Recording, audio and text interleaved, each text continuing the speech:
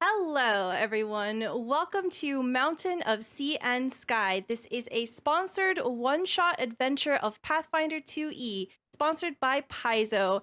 Happy AAPI month, everybody, and happy PaizoCon. Welcome on in. Before we jump into our adventure today, I would absolutely love to introduce everyone at the table. So we're going to go around and do that real quick. Let's start off with Lucky. Hi. Hello. How How are are you? you? I'm so good. I'm so excited for this. We are going to be featuring some brand new options from the Tian Xia Character Guide, which have never been seen before. They haven't been shared publicly, so this will be the very first place that people get to see it. I So, am so excited. I've been working with everybody and kind of getting to know what all the stuff we're doing, and like nobody's prepared for the exciting things that are to come. so good. Is this your first time playing Pathfinder? It is not. I actually favor Pathfinder over D&D, and I've been playing it for a little over 15 years now. So Whoa. a little long time. Okay.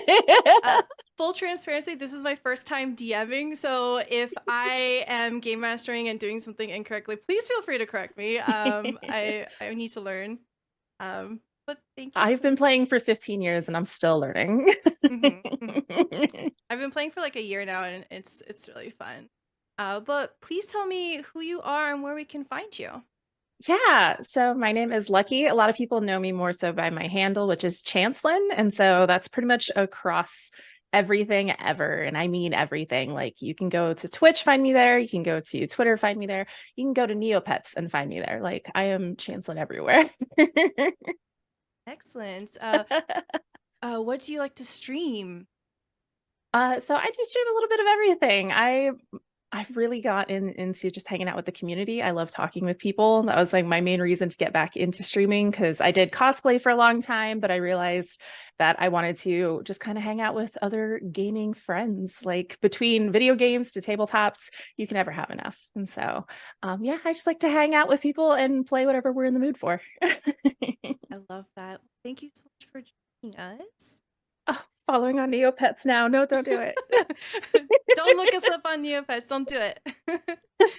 Oh, It's my shame, but not really, but like don't look at it.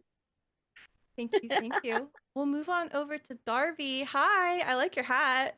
Thank you. Hello. I also like this hat. This is the first time I have the opportunity to wear it on stream, so It looks so good. Oh, hat thank you. debut. How special. Hat debut. I made my mother wear this back from Korea on a plane, so Oh, you know, so it wouldn't get smushed. someone gets smushed.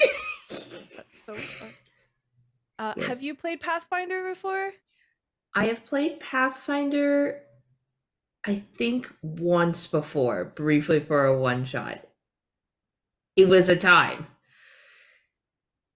Played a magus. It was a lot of math. I was like, oh.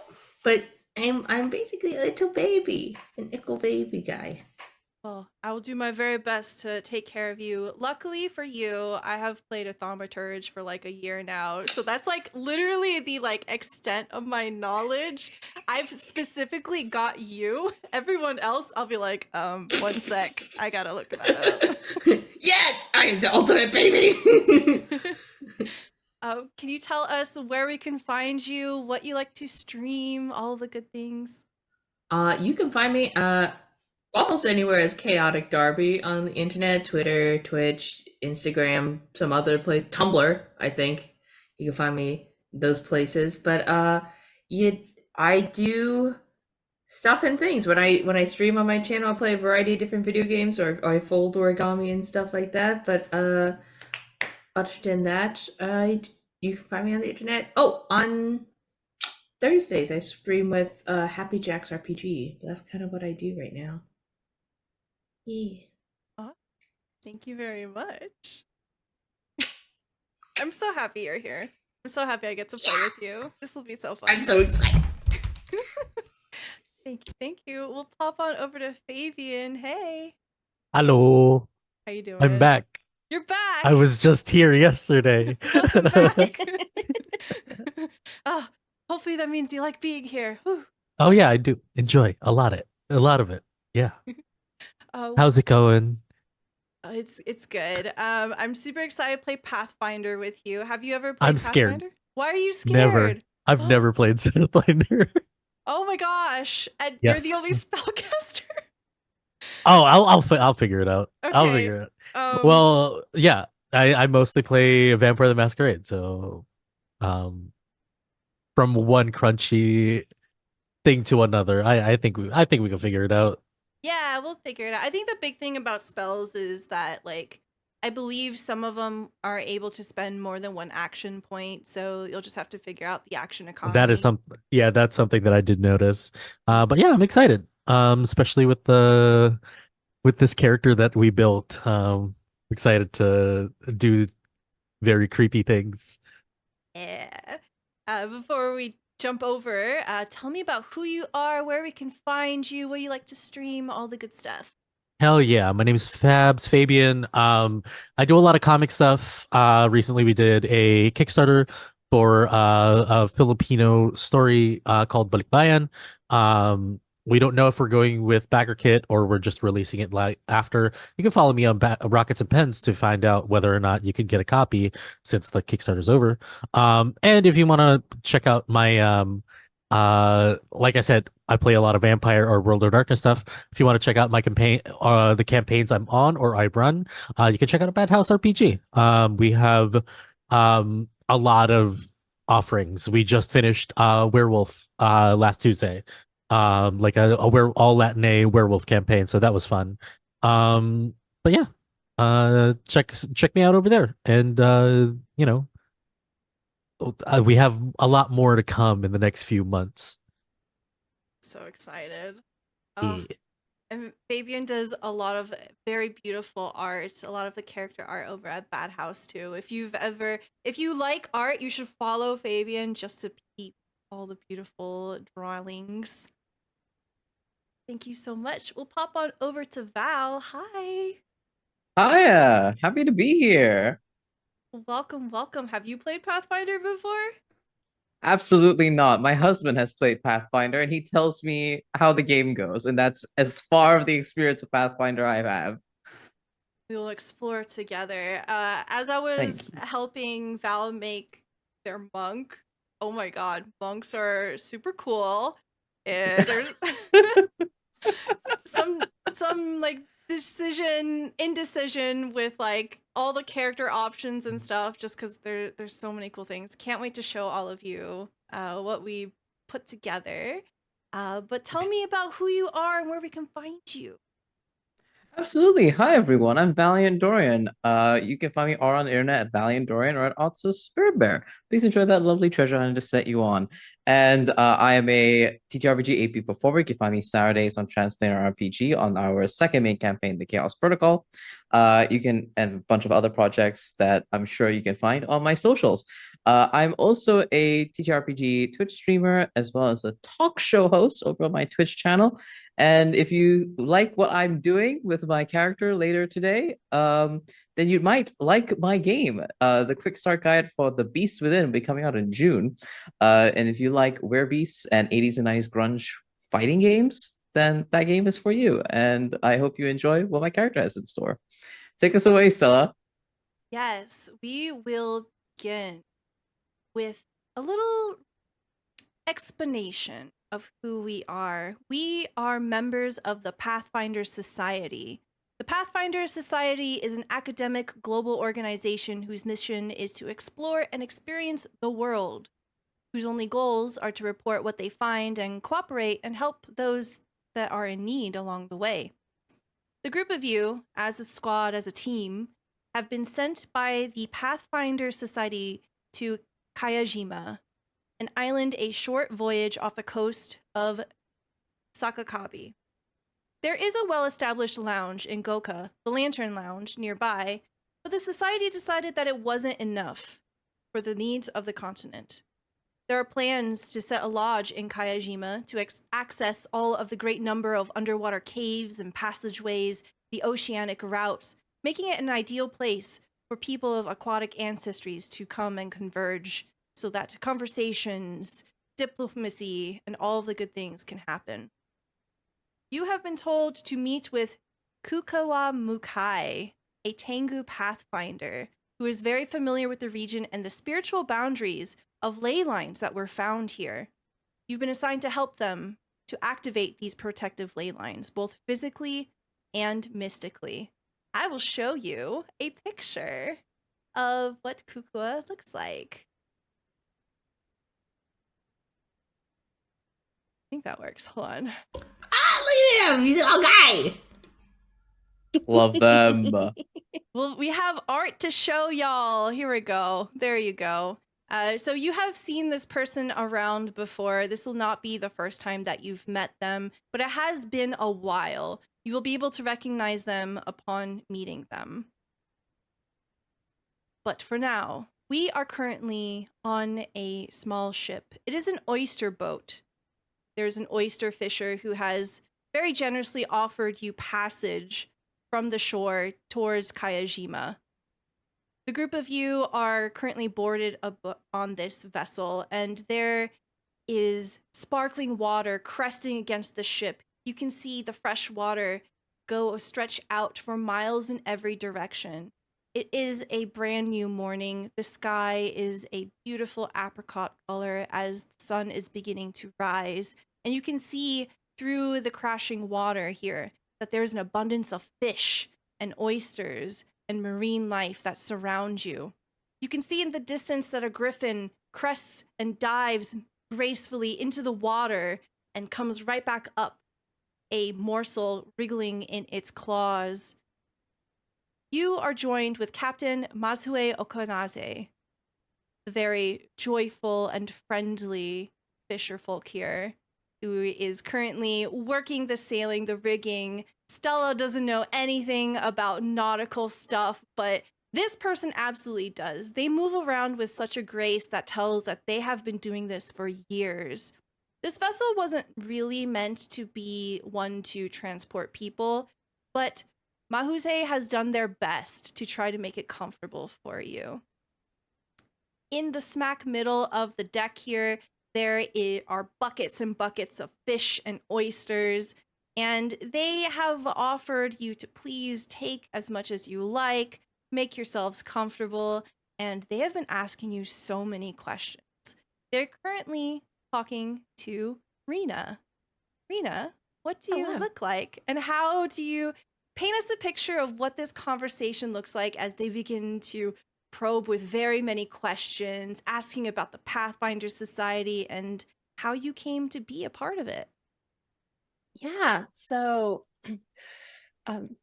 Rena is about 6'5". She is tall and towering, and some might say beefy for the fact that she is a sarenge, which is essentially like a minotaur caribou. Her rowan skin tone, which if a lot of people don't know what rowan is, it's where she's dominantly like white colored, but her face, hands, and feet have like the sock tone of a darker gray. But the thing about rowan tones is whenever they're damaged, it actually grows back a darker color. So you see all these like darker marks around her body, which highlights her barbarian heritage of all the fights and things that she's gone through. But you also see a lot of cuts and damage on her hands, which emphasize that she is constantly in the kitchen working and probably wrestling with some unusual ingredients. She often wears just like dark green tones. She'll kind of like tries to blend in with the forest as much as she can whenever she is doing her hunting trip. And so on top of that, she has little gold trinkets that just kind of represent her heritage. So she's the way she likes to spend her mornings, especially on the boat, is she's looking over into the sea.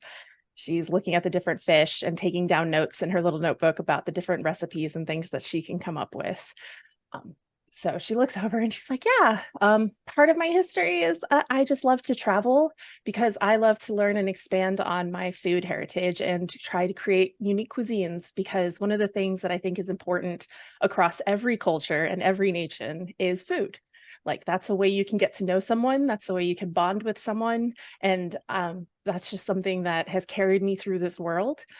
And so the Pathfinder Society seems like a natural way to be able to explore and learn all these new things and meet so many different cultures. Oh, that's excellent. You should help yourself to some of my rainbow catfish. Oh, trust me, the first time you said it, I already did. I have like a ton of different recipes. I'm gonna have to treat you to some later. Oh, yes, absolutely. And as he's talking to you, he's pulling on the rigging and he's multitasking with great finesse and continues to up nod towards the buckets and buckets of food. I'll make sure to send you off with a bundle. Or so. Oh, please do. I would also love to make sure I give you a proper meal before we head out. Like everything you've done has been wonderful on this trip. Oh, how could I deny such a generous offer? We can set up a fire pit on the beach once we make sure. That would be fantastic. I've been doing a lot of different raw fish options, but I also have some cooked ones I would love to try. Oh, and the conversation continues on as we see Aldi. Can you tell me what Aldi looks like and what you're doing on this boat? We have been traveling for several hours. I think Aldi, you see this pot, and out of the pot, just like pushing out, you see Aldi kind of stretch and crawl out. You see this little goblin guy, Etokapi, coming out of the pot, just kind of. See, we're still here on the ship. We're not done yet. We're still here. Not yet. I have more fish recipes if you like some to get you out.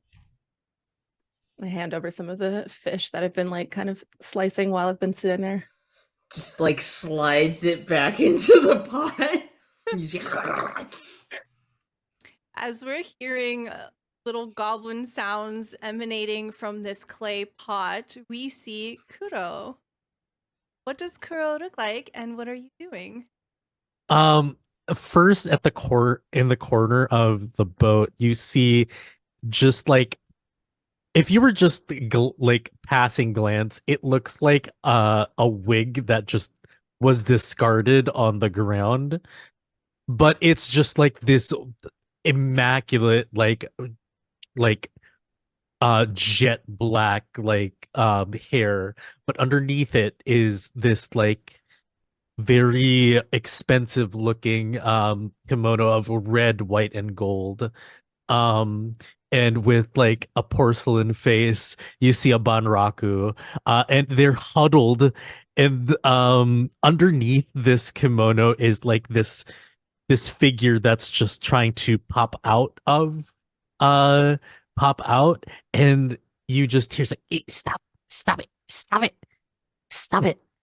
Look, if you get wet, I can't dry you, and then you're just gone.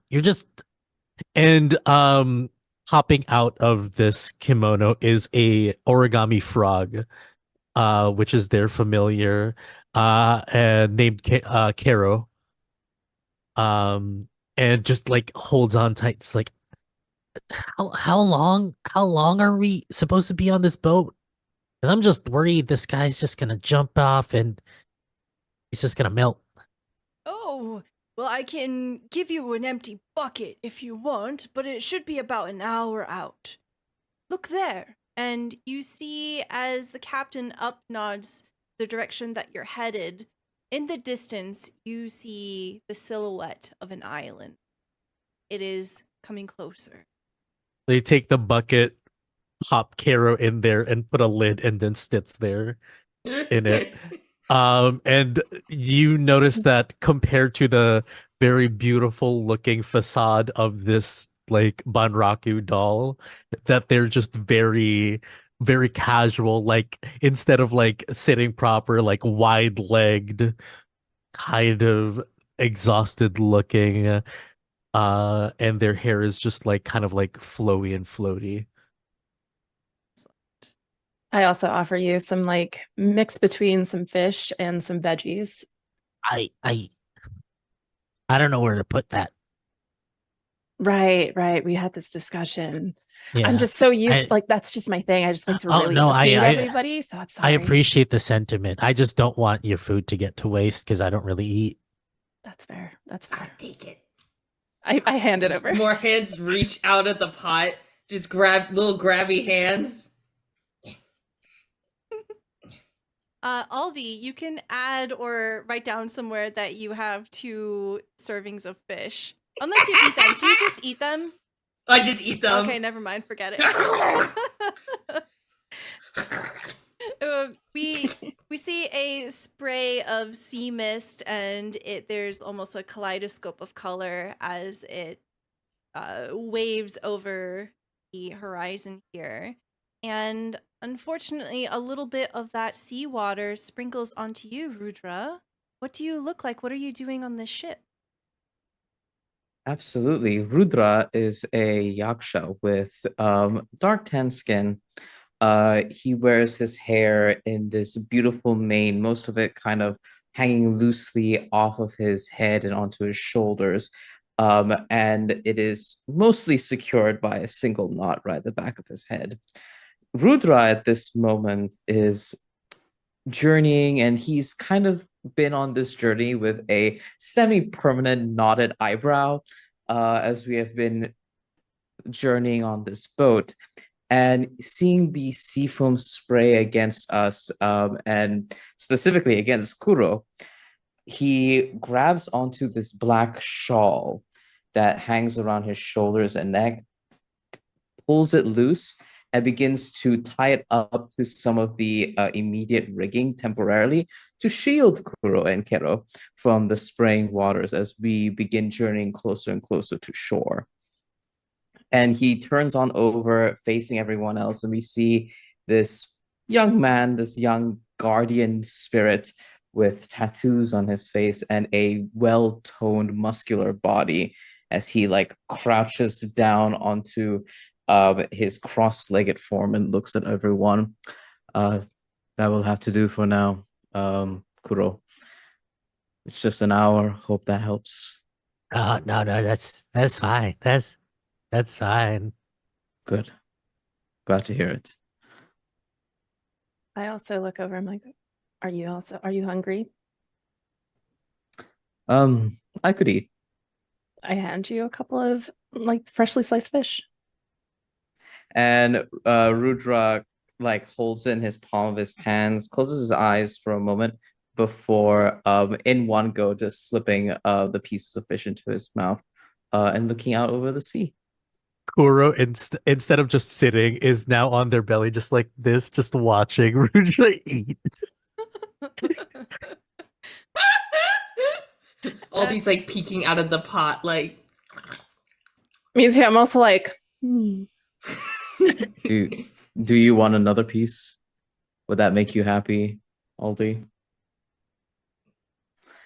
And Rudra like drops it into your hand like a caretaker of a wild beast hands a treat to it to someone.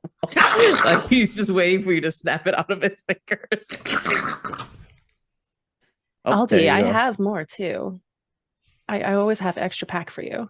Mortal food so tasty.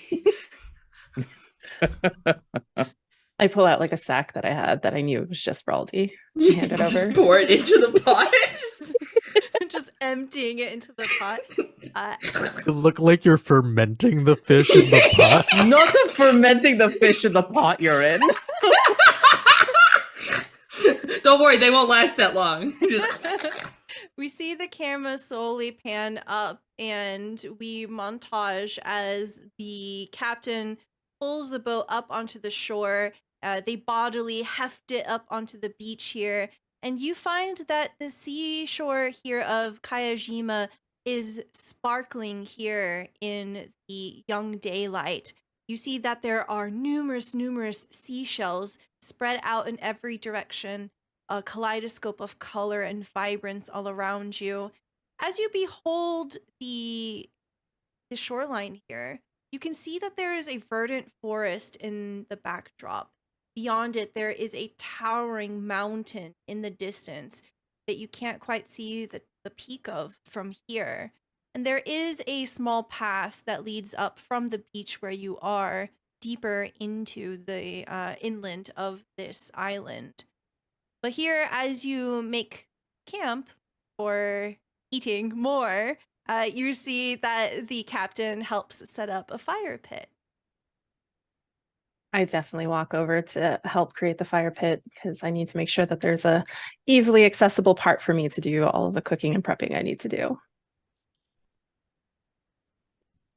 Rudra finds the corners of the hello, buddy. Like Rudra finds these like little corners of the shore and begins marking out with probably some stone. With some stone, the areas upon which Kuro and everyone else can like traverse as the tide comes in. Because if it's evening, we're going to be expecting high tide soon. Do I have something? Let me see. I think this is a cantrip, so it's not gonna take out any of my like spell slots. I'm gonna detect magic in the vicinity of like where we're gonna do camp. Make sure. Okay. Let's see here. The detect magic will certainly go off, but I would like you to do our first roll. Can I Let's go. get you to do me an Arcana or Occult check here? Ooh, I think I'm gonna go with a cult. Okay. Is that actually no, Arcana, because it's 2 more. Excellent. 20. All right. With a 20, you cast your detect magic. What does it look like as you're casting detect magic? So I take out this kind of stick with a bunch of I forgot the term for it. It has like these like this small bell and this kind of like kind of paper drapings. And I kind of like wave it around. And my the Karo does a tiny dance in front of me as we do it. Just so you know, Kuro is 1.5 feet. And we're just like it looks like a doll is doing a dance in front of a fire. And we're just like doing the rounds around the camp, avoiding like the tide and everything. And trying to detect magic. Yeah, so a supernatural sense activates with you, and within 30 feet of you, you don't detect any magic. Okay. Other than your companions, any items that might be magic on them. Mm-hmm. Then I put it back in kind of like my sleeve and just like, hey, there's not really any magic around, so I think we're safe here. Thank you. You can never be too cautious, Mhm. especially from all the traveling we've been doing. Mhm. Yeah, we don't want other people climbing into bags and ending up at the Pathfinder Society again. And I for sure do not want to be surprised in the middle of the night like we were several months ago. Yeah. I think a good night's rest is what we all need. Yes. The journey is long. You should So all all get of my- pots like Aldi and sleep in them. Pots keep you safe. Have you seen a pot big enough to fit me? Or me. You can share pots. Wait, you've seen a pot big enough to put both of us in?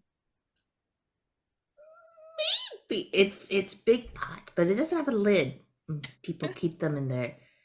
We'll have to try bathrooms. this sometime because I mean, you've been pretty good in your pot, and I'm kind of jealous. Mhm. Well, Rena, I quite like my feet on the ground, so why don't you let me know when you do try I will definitely let you know and see if it's worth our time. it? The captain will go on to tell you that you don't have to worry about anyone coming up on us as we have breakfast here. Kayajima used to host Sakakabe's military forces, but that was some point in our history long ago, ancient times. The island has been abandoned for a very, very long while. The forces that used to be here consolidated on the mainland. Silver and fishing industries are quite booming in the area, but not here. So very few folks ever decide to overextend themselves. None of the people that live here, or back over in Sakakabe would mind if the Pathfinder Society set up an outpost here. This land is not used, not occupied. People who lived here haven't been back. So, is it safe to assume that nature has kind of reclaimed the area? Do you know if there's any like creatures that we need to be aware of? Oh, yes, creatures, yes. I've never been off beyond this beach before, but you can hear them if you listen closely. And Oh, as he trails off, I imagine everyone kind of lifts their hands to their ears to listen, and you all hear the low drumming of cicadas in the distance, the eventual call of a bird, romping of some things in the forest. This place is teeming with life. There is no fire, no smoke, other than the one that you're sat next to. this is. No, I was. So, with the creatures around, are there any that we need to be like worried about or be cautious of, or for the most part, do you think we're pretty safe here? You see the captain kind of like looks you up and down and then looks Rudra up and down, kind of blushing a little bit. I think you'll be fine. You said that you were going to meet up with someone here. I imagine that they've probably headed inland. Definitely. No, that's good to know. I always like to know my surroundings. Having traveled as much as I have in the different terrains I've been through, you can never be too cautious to know and ask questions about what's around. That makes sense. But thank you so much for the meal. I think I should go. Perhaps I'll make it to the afternoon market if I leave now. Yeah. Thank you for your kindness in bringing us over here. Hope we have not inconvenienced you on your journey. Not at all. It was on the way. Look here. And he offers a bundle. It's been wrapped in some wax paper and tied off with twine. And he blushes as he hands it to you, Rudra. A token of my affection. Some oysters for you to enjoy. That is very, very kind of you. May the waters travel you safe and that the starlight above guide you back home. Thank you very much. Rena, she like digs through her bag. This real is quick. flying over his head. I Sorry love about it. that. This is 100% flying over Rudra's head. Rena just goes through her bag real quick and like pulls out a little box and puts in like a good chunk of food and wraps it up and is like, here for your travels. Thank you so much again. Oh, thank you. They take it with two hands and they bow from the hips. And as they begin to make way onto the boat, they put it down very carefully with reverence. And they begin to slowly cast off. And as they are piloting, no, that's not right. Boating away. Sailing? Sailing. They're sailing away. They wave. Pretty sure they're just waving at Rudra, but they're gone. I mean, can we blame them? Rudra though? waves back. He like stands like by a stone and like waves off. And like mutters a silent hope that our companion doesn't get lost. Puppy. Don't do it, puppy. Don't do it. Oh, poor baby.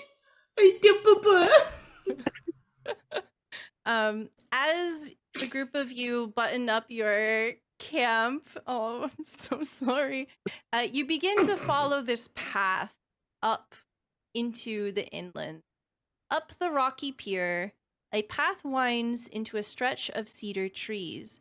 The forest is tranquil, and the path, although partially overgrown with ground foliage, remains clear beneath the dense canopy.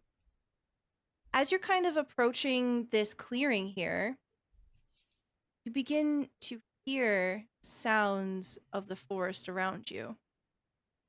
I just want to kind of point, like, well, Apologies, my friends. You are No The so doggy has worries.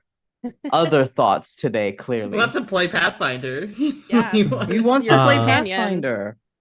I want to make sure that I like maximize efficiency here. Mhm.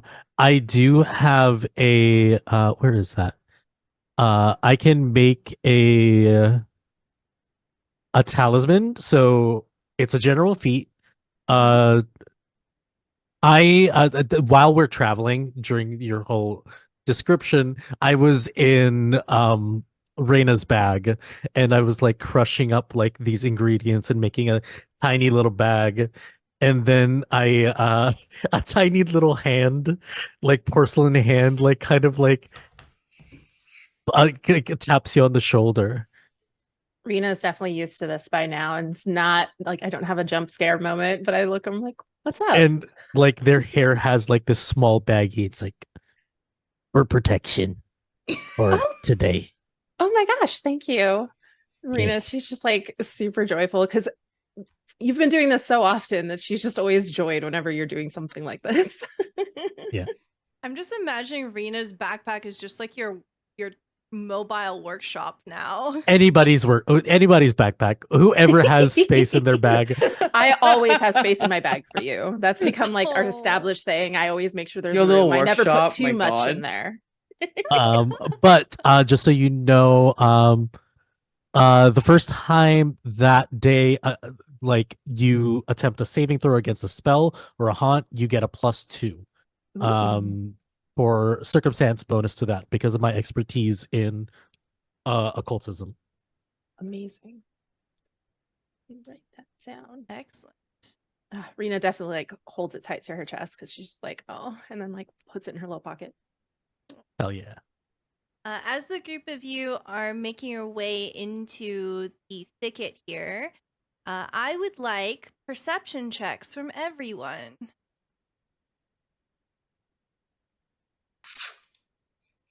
So for our folks who are playing Pathfinder for the first time, you'll find the button for your perception check on the right-hand side underneath the conditions. It'll be a button that says perception next to initiative. I rolled a 22. Very good. Perceive 23. Ooh, 23 from Rena. I am looking for my button. It should be on the right side under conditions. It's next to Ah, yeah. I see it now. It took me a Perceive. second. Perceived it. Perceive. Okay. That's Look at us as a squad 20. rolling Oh, all look with the at same us. card. Okay. Very good. We're The so in entire sync. party is 20 or above. Okay. As you're traveling here, you all realize collectively, as you come to a stop in this clearing, you're being followed. And you know that they are on all sides. There's an ambush assembling around you. Interesting. Rena definitely halts and like looks at you guys trying to do the eye communication of like, you guys hear what I hear? Oh, I think Rudra nods and I think raises a hand to kind of like suggest to like stay our weapons so we can observe them a little more and observe their movements. I'll say for Aldi and Rena, you both are able to identify that this is definitely a collection of animals. You hear like snorting and rooting around and stomping. It's not humanoid. Are these carnivorous sounding animals, or are they just sort of like? Roll me a nature check. Okay. This is gonna be interesting. Bad. 14. You're not sure. Can you explain to me what does Aldi differentiate as carnivorous sounds and herbivore sounds and omnivore sounds? I think that Aldi, all having been banished from heaven and now having to interact with all of these living mortal beings, for them, carnivorous sounds are like growling and that sort of thing, and everyone else is not carnivorous. If it's not growling, it's peaceful and just vibing. Snorting to them sounds herbivore. Okay. Like Aldi's not on the menu, but I think he's gonna start playing with his mirror a little bit, just like in his hands, just like pulls it out from underneath like his robe and just starts fiddling with it, just like watching. All right. With the group of go ahead. Oh no, I was just Rena, because of her experience traveling around and everything, since she recognizes that it's not humanoid, would she be able to tell if it sounds like they're getting ready to like attack us, or are they just like, it seems like there's curiosity, they're just kind of staring like I know an animal would from a distance? Yeah, go ahead and roll me a nature check. Hopefully it's better. 12. No. So can you tell I me? even have a 10 in it. That's so bad. Here, let me introduce everyone to a mechanic in Pathfinder called hero points. I love hero points. Hero points are great. At the start of every session, everyone gets one. Hero points are used for two things. You can either use them to do one reroll, and then you have to take the reroll. No matter what it is, even if it's lower, you have to take the second number you rolled. Or you can use it to basically cheat death. So it's generally a good idea to keep at least one in the bank. But because this is a one shot, I'm going to give everyone 2 hero points today. Wow. Wow. Use it. Oh Yeah. So Succeed. you roll a 12. Can you tell me what for Rena it sounds like if there's an animal that's going to ambush you, or be curious what's the difference in Rena's experience? Yeah, for Rena's experience and what she's seen, whenever it sounds like something's going to ambush her, you could hear kind of like stomping. They start to make like aggressive noises, just kind of the threatening sounds that they do, like you're in my territory, you know, you need to get out. I'm giving you a fair warning before I attack. Whereas other creatures tend to be a lot more silent and stay back, and they don't they still make a little bit of noise, so you know they're there, but they're not lurking in the woods like a tiger would. So it varies depending just on the tiny nuances of the noises that she hears. Okay. With that, then it's definitely the former. They're not curious under that description. Okay. Yeah. I think Rena's just going to kind of like brace herself, and she has her hand like next to where her sword is on her hip, and just kind of waiting to see what happens. Okay. So we're going to pan out just a little bit here and do a montage of this encounter. You see coming out of the brush on all sides these massive boars, and they are drooling at the mouths. You see these wide tusks that slope up. They look hungry, and they've been following you since the beach. Rena recognizes these faces and immediately takes her bag off and like pulls out a bunch of food, like fruits and veggies and some things, and just starts throwing them out. All right. Wow, that's really smart. This is why I have a big bag. Okay. I'll say go ahead Like my snacks. and roll me either nature or diplomacy here as you try to do this. Try nature again. Don't fail me. A 15. I'm gonna hero point this. Let's try Okay. it one more Okay. time. Fingers crossed. Oh my god. Okay. Much better. Okay. 27. You start tossing them, and you're quite liberal with the distance that you are tossing them. And very quickly, these creatures are interested with these moving objects, and they begin to disperse, and they quickly move away. Find a window of opportunity to keep going if that's what you want to do. I look at the team Oh, and I like kind God. of gesture and see what they want to do. Okay, so I have a thing, Stella. Okay. I have a feat called No Cause for Alarm, where I can attempt to reduce panic. I can attempt a diplomacy check and compare it to the will DC of creatures within a 10-foot emanation around me who are frightened. I'm wondering if because they are hungry, these creatures might be also frightened that there are a bunch of people here, also, and therefore showing aggression. And yeah, so I might want to attempt. Oh wait, no, this isn't against them. This is against me. Oh, I misread this. I can make us immune to fear for an hour. Can I do that? You can still do that. I think that's a great idea. 'Cause Yeah, I'll take it. These are hulking creatures. Go ahead and do a diplomacy check here. absolutely. Like Let me Rena's just go ahead. familiar and with the click giant boars. Like, as nice as we can be, they are still to be feared. Yes. 27. 27. Excellent. Yeah. So tell me what you say, what you do, how you are able to temper the folks around you and inspire them some confidence to not freak out. I think, especially when you're dealing with like carnivores or canids and things like that, getting low sometimes really helps temper a little bit of the aggression and a little bit of the fear and panic that happens all around us. So I think Rudra just like clicks with his tongue at everybody and gestures for all of us to lower, and like begins having each of us breathe in tandem, and we're going to match our breathing to that of the creatures around us, so we are harder to listen to and harder to chase after.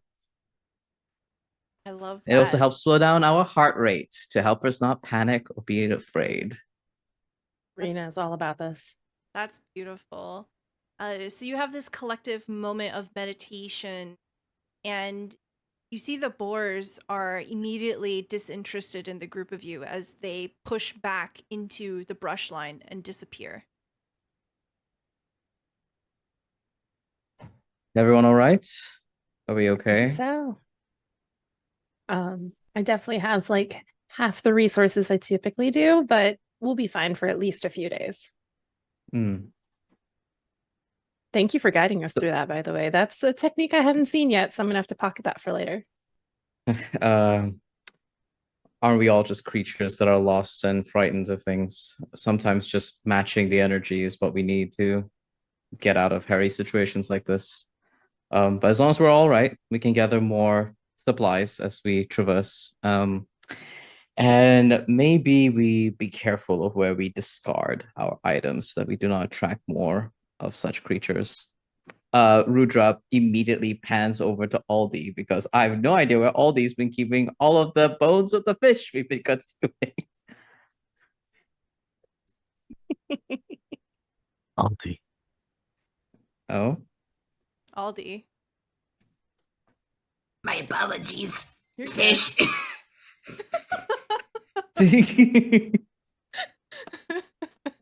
Rudra's you- looking for where you put your fish bones.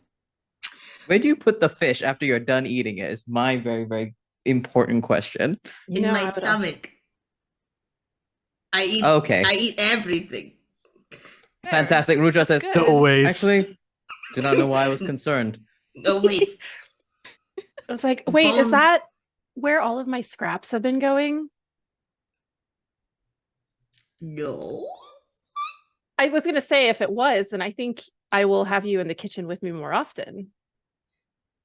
Oh. Then yes. Possible Perfect. deniability, huh? Rudra looks over to you. Just pulls the hat down a little bit.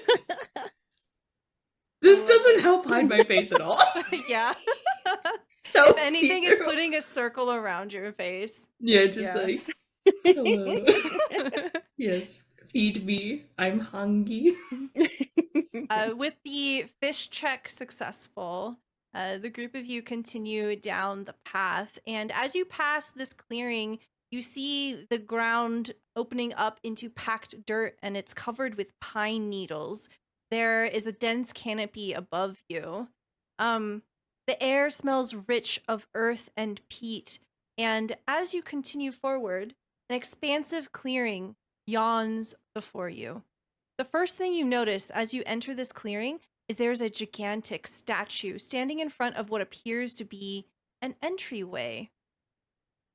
Up ahead, Ruined spires and ancient stone buildings litter the grounds.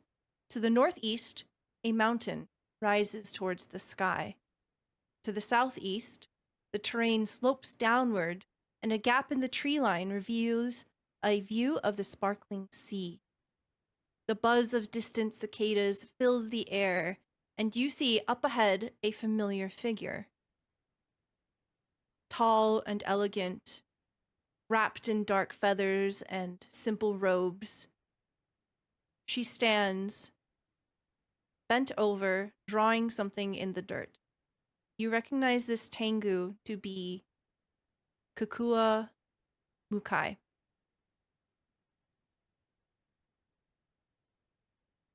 Also, thank you so much for the raid. Welcome on in, everyone.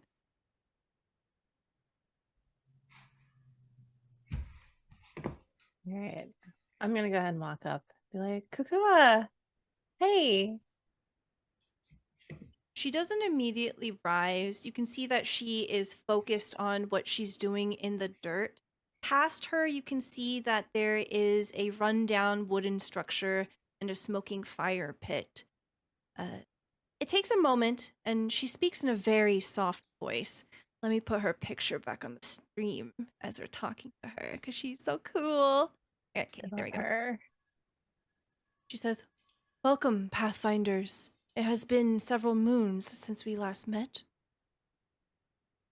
Raina bows at the hip and takes out a tiny little box that just has like a couple of fruits from where she's from. So it's like a unique thing. It's just a little gift. You see, I crawl out the bag and just say, "Yo."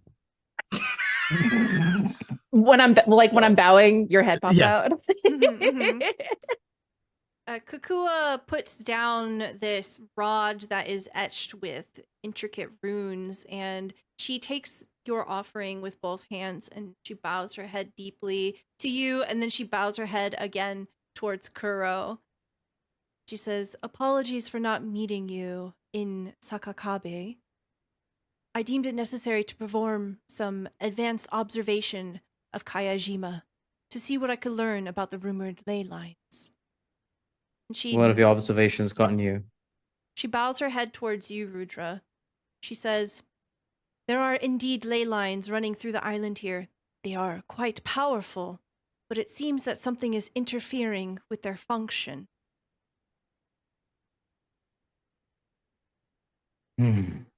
Have you gotten a sense of the interference, the nature of it, magical, physical? I am uncertain, but she reaches for the stick she was holding and she points in 3 different directions. And then at the sigil that she's been etching onto the ground, she says, "I have been preparing a ritual. It is my understanding that this land has 3 mystical gates, and they are optimal sites to channel power for the ley lines. Here, they should converge, and we will be able to activate the protective power of the ley lines. I believe that if you follow the ley lines, you will be able to find the gates, and perhaps there you will be able to find more information. I myself have been unable to go to them."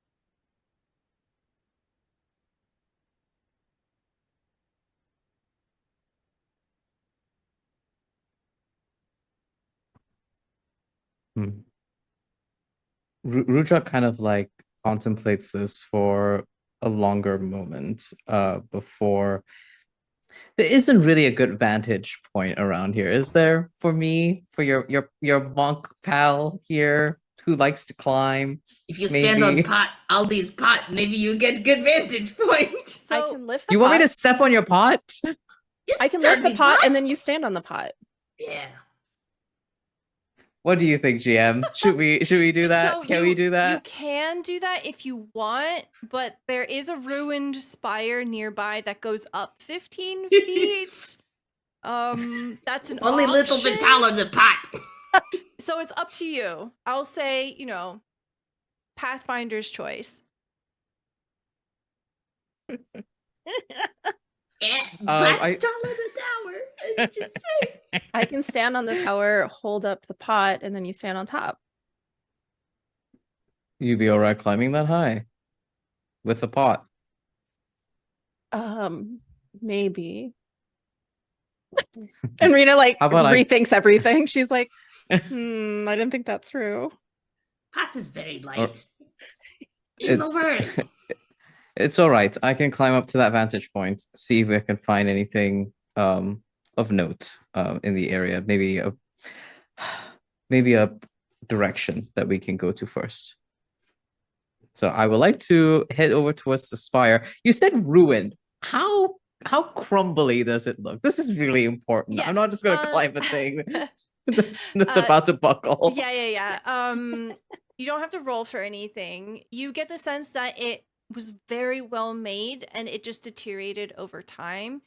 There are handholds for you to climb it pretty easily. You don't have to roll anything. And it seems sturdy enough to hold your weight. I think we see Rudra kind of like testing it. He kind of like places his hands on some of the like naturally made handholds and like testing his feet against the stone. And once he is secure with this, they are about to kind of like begin like climbing up this spire to see what I can find or attempt to find. We'll see what the roll does. Go ahead and roll me perception. We'll see how much you Perception. see. Okay. You definitely see I'm happy with that. something. But we'll see how much you see. 30. 30. Very good. Ooh. Okay. I heck think that's our yeah. first 30 so far. Yay. Woo! You look around and you can see 3 distinct paths. You can see that there's a path that heads towards the forest, a path that heads towards the beach, and then a path that heads towards the mountain. Beyond that, it's a bit difficult to see over each of the landscapes here. If you want to get a true vantage point, probably head towards the mountain first.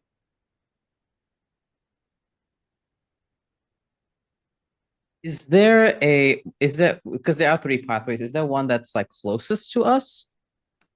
The cove is definitely the closest towards the beach. All right.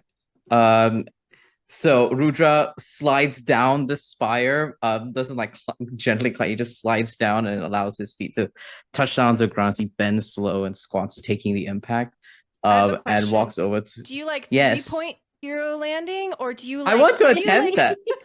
Are you like sliding down the literally like sliding down with your hand? You're just kind of like down the side until that's you land. cooler. The ladder. Yep, we're doing that. Sorry, my headcanon is Rudra's just the coolest like protagonist in every story. It's so sweet. 100%. Rena's over here taking notes of like, okay, that's how I be cool. Which is incredible because Rudra does not think he is cool. That's but what yeah, makes Rudra you even will, cooler. Yep. Rudra will in fact like report everything to everyone really quick. Including that the fact that the path of the cove is closest, but the path up to the mountain is gives us a better vantage point of everything else in terms of the rest of the group. So what do folks think is the path forward for us? I think having a better vantage point makes the most sense to be as efficient as possible. Yeah.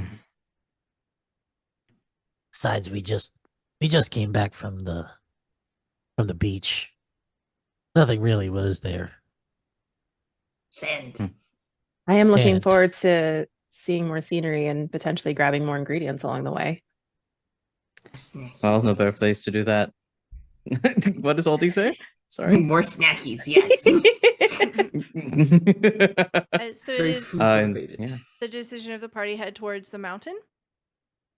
Okay. As you're saying this, Kakua is right next to you, and she will say, "So you choose to go to Soru's Heji Peak, stretching towards the sky. A place of natural beauty. But my research and divinations would appear to indicate that each one of the gates located in these directions, they are of natural power. They appear to be damaged or malfunctioning somehow, though I believe by placing special focuses at each, we can repair them." She taps at the ground. And when that's done, here I will be able to carry out the final ritual, uniting land, sea, and sky, stabilizing the protective powers of the convergence.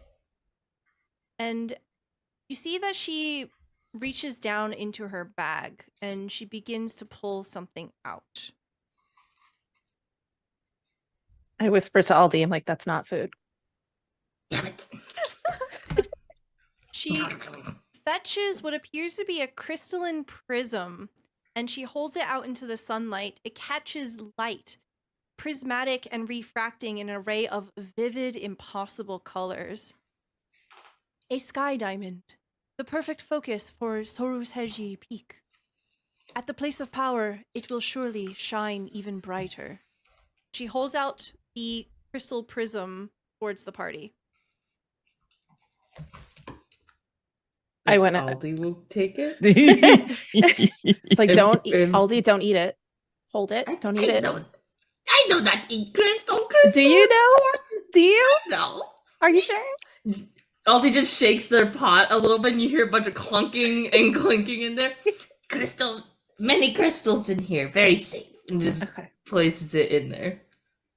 You know, I truly do believe Aldi's pot is like the safest, because I have rarely seen things go in and come back out easily. Like, Aldi, keep it in there until it needs to come back. Yes, very safe. No fish in here. When you say that, it only makes me think there is fish in there. I No, why think that? No. have a whole fish in my hand, but my character, her hands are super big, so you can't see the fish, but she like slips it behind her to give to Aldi. What is this, bribing all the hours? No, we gotta keep Aldi fed. Aldi's very food motivated. Aldi, you are given an additional bonus fish for good behavior.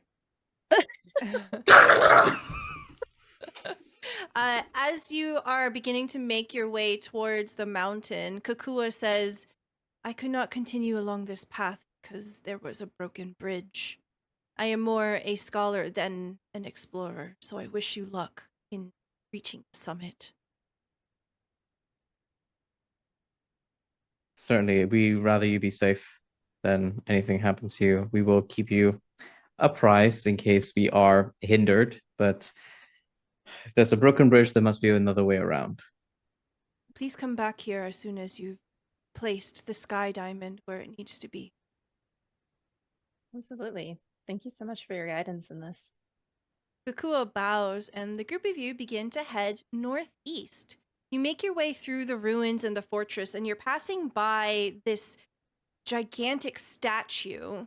It is very curious to behold. It is quite bulbous in design. You can tell that it has an over-exaggerated head, over-exaggerated eyes, and it has these limbs that are almost balloon-like towards the sides.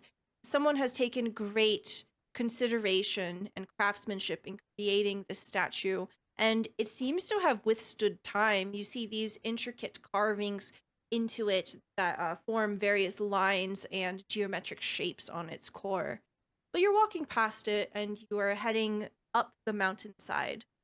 You see that the rocky path switches back and forth as you reach the slope here. And when you are making your way towards the bridge, you realize that it is broken. There's a gap of about 25 feet. Oh, my camera just died. Oh no. It's okay. Oh, There is a canyon that is about 25 feet long, and the fall seems to be about 40 feet. The bridge has been snapped in a way that it is connected to your side, but not the other side. What do you do? So you said the canyon is 25 feet across and the bridge is broken completely the full 25 feet? No, it's broken on where it was supposed to connect on the other side, but it's connected I on see. your side. So if you wanted Okay. to pull it up, you could, but it's extremely heavy. okay, so it is like a rope bridge. Yes, it's a Okay. rope and plank bridge. Got it. Okay. Hmm. You can throw me. I think I could throw you. Yeah. Between Just me and Rudra, I get- think one of us could definitely throw you. Give me another side of the rope, and you can throw me, and we can connect it. Can you lift? Wait, would you be able to? What? Should Are we you talking about the pull bridge or just like a rope? Just the rope. Oh, okay. Because I was like, the bridge seems really heavy even for me. Yeah, but we can. Yeah, the rope. I think that could. Yeah. Yeah. I think that's anybody. Yeah. Okay. Let me. All right, so what's the plan here as I'm trying to plug in a different camera?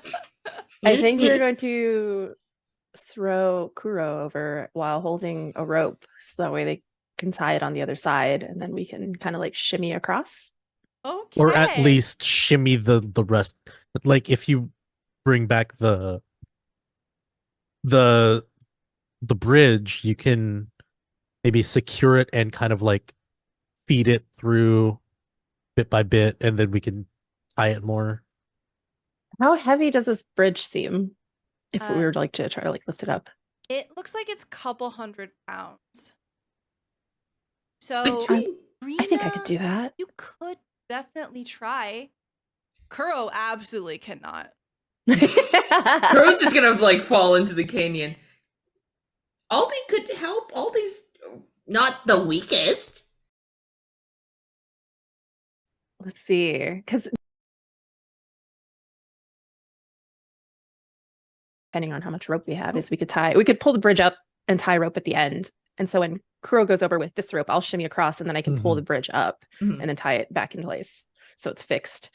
So I think for me, for Rena personally, because she's, you know, very big on making sure we are doing our job as a Pathfinder society of connecting with the cultures and making things easier for everybody, is fixing this bridge if we have the chance to would be a great thing to do. But if it's too long and too cumbersome, then she'll probably just be like, we'll just all kind of shimmy across and then come back to it. Okay. Go ahead and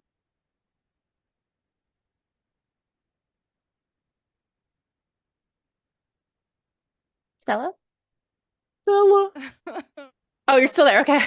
Sorry. No, you're good. I just like, gosh. did your mic disappear too?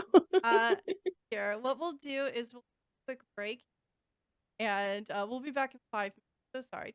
Perfect. And we are back. Thank you for your patience, everyone.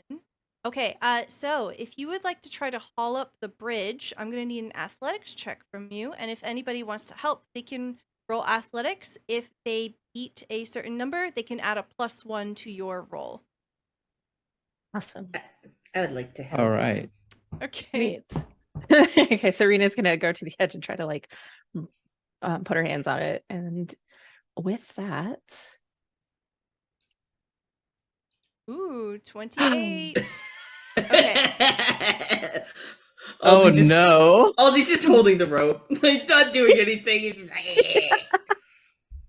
like, I love that. Yeah, all these just holding the rope, but you know, it's good to make sure that it doesn't get dropped, right? Right. Rena, you do most of the work here. What does it look like?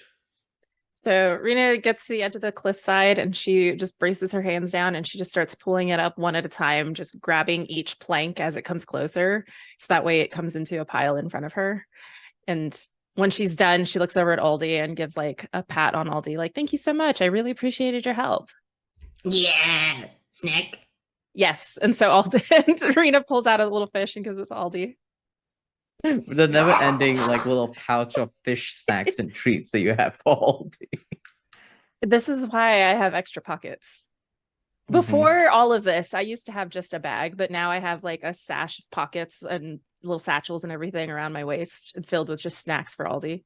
Like fucking like a dog trainer bag of snacks. That wasn't my intention, but here we are.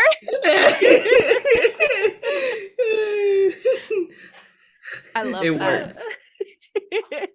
All right, so you have bodily pulled up the bridge, and now you have the bridge on your side. Yes. All right. So I look at Kuro, I kind of like pat my bag. I'm like, Kuro, you ready? A piece. Okay. So real quick before we do, I go ahead and take one of the ropes that we have and tie it around, like securely around the planks on the bridge. And then I take the other end and give it to Kuro. I'm like, all right, Rudra, do you want to throw Kuro across? I think I need to catch my breath for a second. All right. And Rudra takes Kuro off of you, looks you in the face, because you're still in the bag. I hope you're okay with me like holding you this way. But Rudra looks you dead in the eye as you are being prepared to be launched. He's like, all right, keep your arms and legs inside the pack at all times. It was back This in, like, kind of nuzzles themselves into the bag more. Comfy? Yeah. All right, on the count of 3. 1, 2, I launch on 2. Okay, go ahead and roll me athletics, please. Please. I'm so scared. I'm gonna die. Oh, thank 33! God! 33. Yes. You do a pretty standard throw. You kind of hop back a little, wind it up, throw, and it arcs, crescents against the air perfectly, and it lands with a solid thud on the other side. You okay, Kuro? I come out. Yeah. Beautiful. And I start looking for like either like a post or like some form of wood to wrap around, and it's a little taller than me, and you all notice that I have like a spectral hand that's helping me that could have brought the whole rope the other side. Rena just like looks and starts thinking, like, wait a minute, has Kuro always been able to do that? And you just see that Kuro just like wanted to have some fun. We risked Kuro's life. Okay. I think Kuro Oh, enjoyed they're it. all though. right. That's They're in true. safe I mean, they are hands. fine and can't dwell on what could have been, right? Yeah. Mhm. You try, like, you hear at a distance Kuro's just like, I'd never die. It's just like wrapping it around. I love That it. bodes so well. Okay, by tying it on the other side, what is your intention? Are you like going to try to pull the bridge across? So the plan is Kuro is going to tie the rope on the other side. One of us is going to shimmy over, probably me, but could be Rudra. And then we have a rope that's still attached to the bridge itself, and we're going to try to just pull the bridge across. Okay. It is secure. Kuro, you're pretty sure it's not going anywhere. All right. Rudra, do you think do you want to try going across? But I don't know if you can Yeah, pull I this have bridge. a thing. Oh, I have a thing, I think. Hold on, I'm double checking. I love things. Aha, I have a thing. It's called Kulugo's Traversal. Forbidding valleys and sheer cliffs can't curb my vows to reunite the lost. I can cast of my choice Gentle Landing or Jump as a primal innate spell once per day. Can I do that? Can I cast Jump on myself and hop on over and make it Yes. easier for us? Amazing. Yeah, I do that. For us. Tell me what this looks like. Before you go, I think- hand you the rope. You hand me the rope. Rudra kind of like ties the end of the rope to his waist around his belt. And you see him kind of like touch the dirt on the ground and like mark his chest on either end as he lowers himself, and you all kind of feel the like ground beneath us like reverberate for a moment as the air pressure shifts, and he gathers all that air, launches upwards, and arcs over to reach the other side of the bridge. And I think when he lands with a bit of a slide. He kind of overreached a little bit. He kind of like slides past you, Kuro. And as soon as he sees you, he goes, "Sup?" Kuro is in an Asian squat smoking like a pipe. Kuro looks super like feminine, very like prim and proper. Their attitude does not match. Do you have your stomach exposed? You just like pulled it Yeah. up and just have your stomach exposed. You see the like the pelvis. I mean, they're a doll, so nothing's there. They're fully exposed, and they just don't care. It's just like smoking a pipe. Comfortable, I see. Rena looks Yeah. at Aldi and it's like, has Ruja been able to jump that far this whole time too? Yes. Huh. And Rudra, don't take Aldi with. Just jump by itself. It's okay. I got you, Aldi. And I like pick up Aldi and carry. You also get upsies.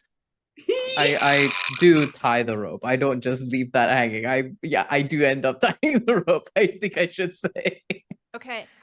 So there's two ways you could go about this. You can physically hold the side of the bridge, like on that side, with the like the anchors of those ropes, or you can repair the bridge permanently.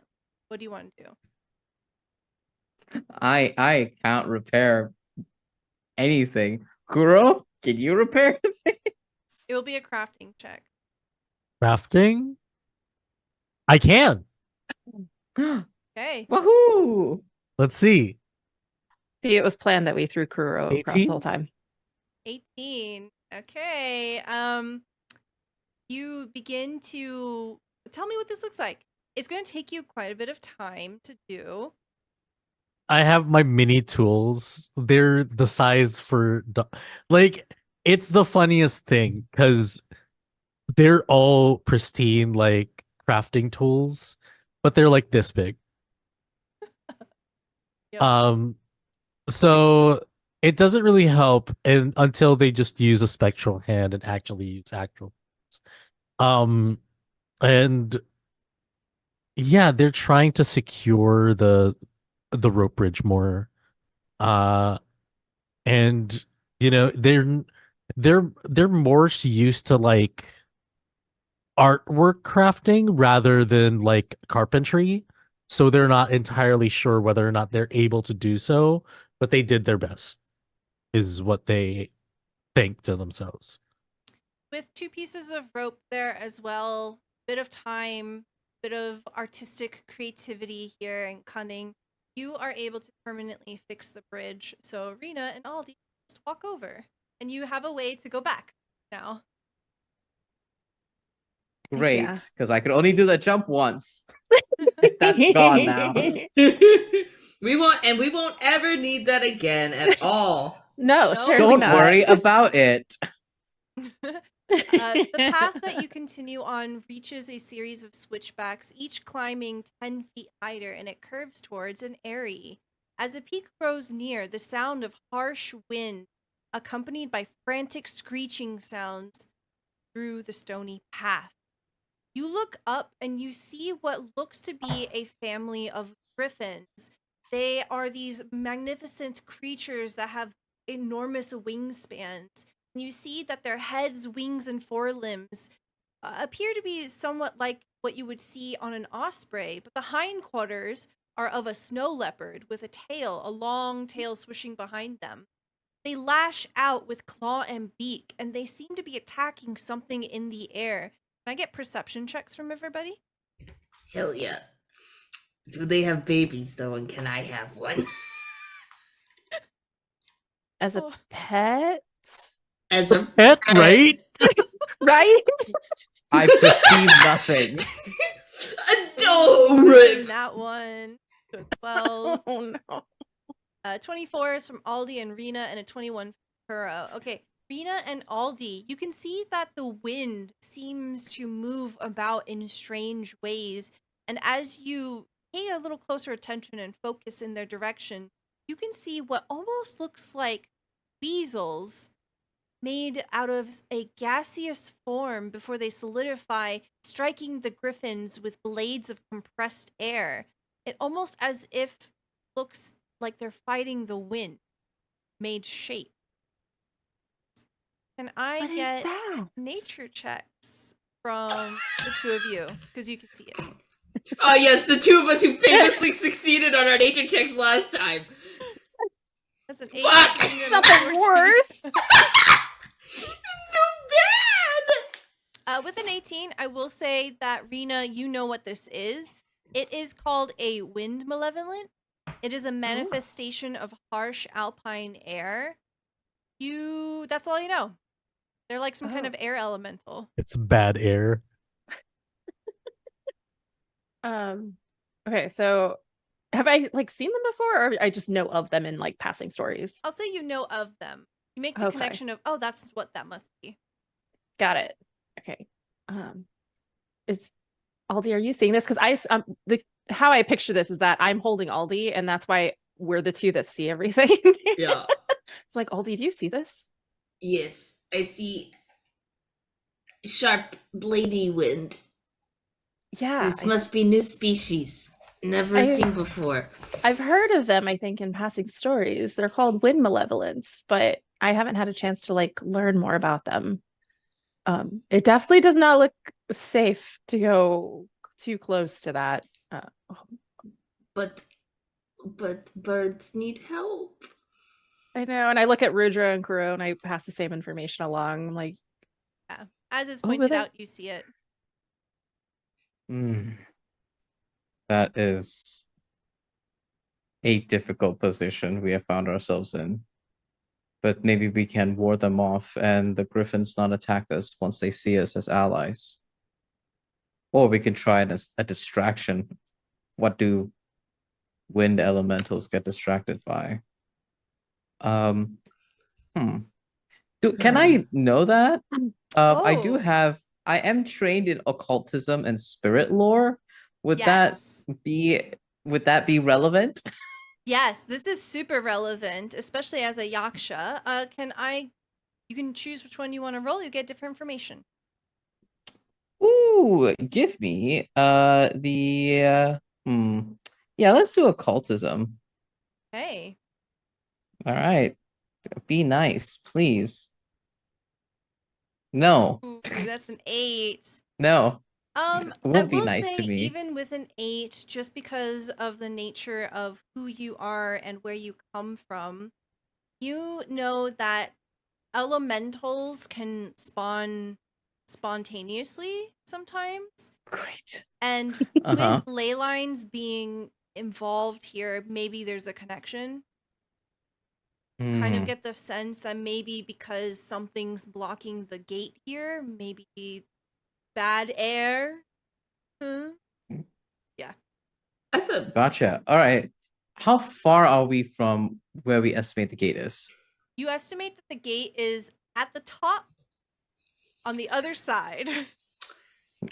So not a hop, skip, and a jump away, I'm guessing. You could potentially cross under them, but you'll basically get into the line of fire. I have a question. Yes? What's the question? How high up are they? We'll say that they're about 35, 40 feet above you. Which could be a lot closer if you go up the mountain more. Okay.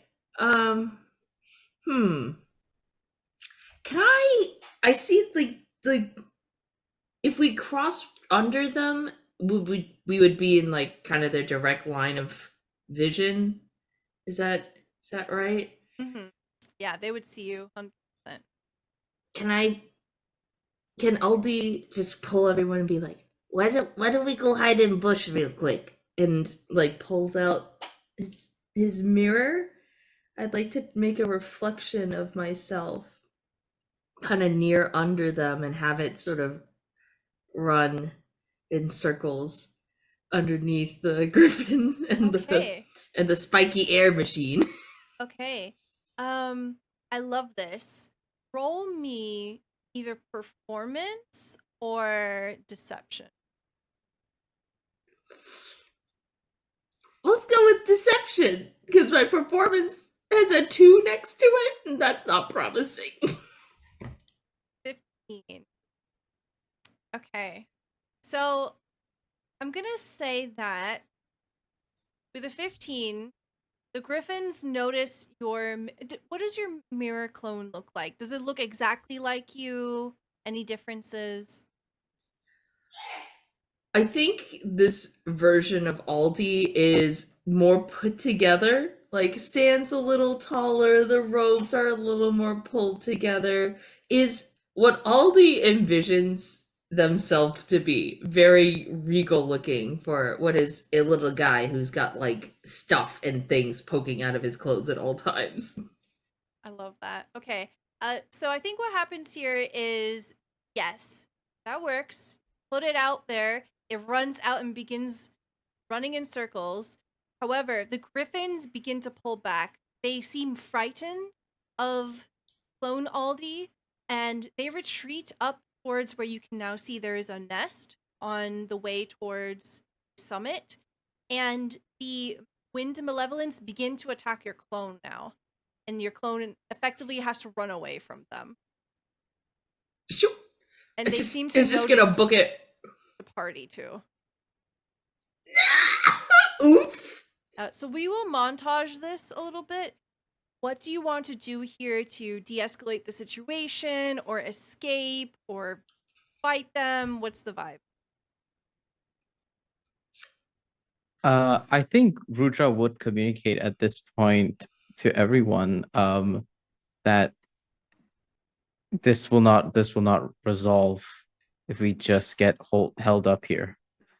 We can fix the gate and hopefully in one fell swoop sort out the wind elementals all at once. But remaining here would mean that we risk even us succeeding on that plan.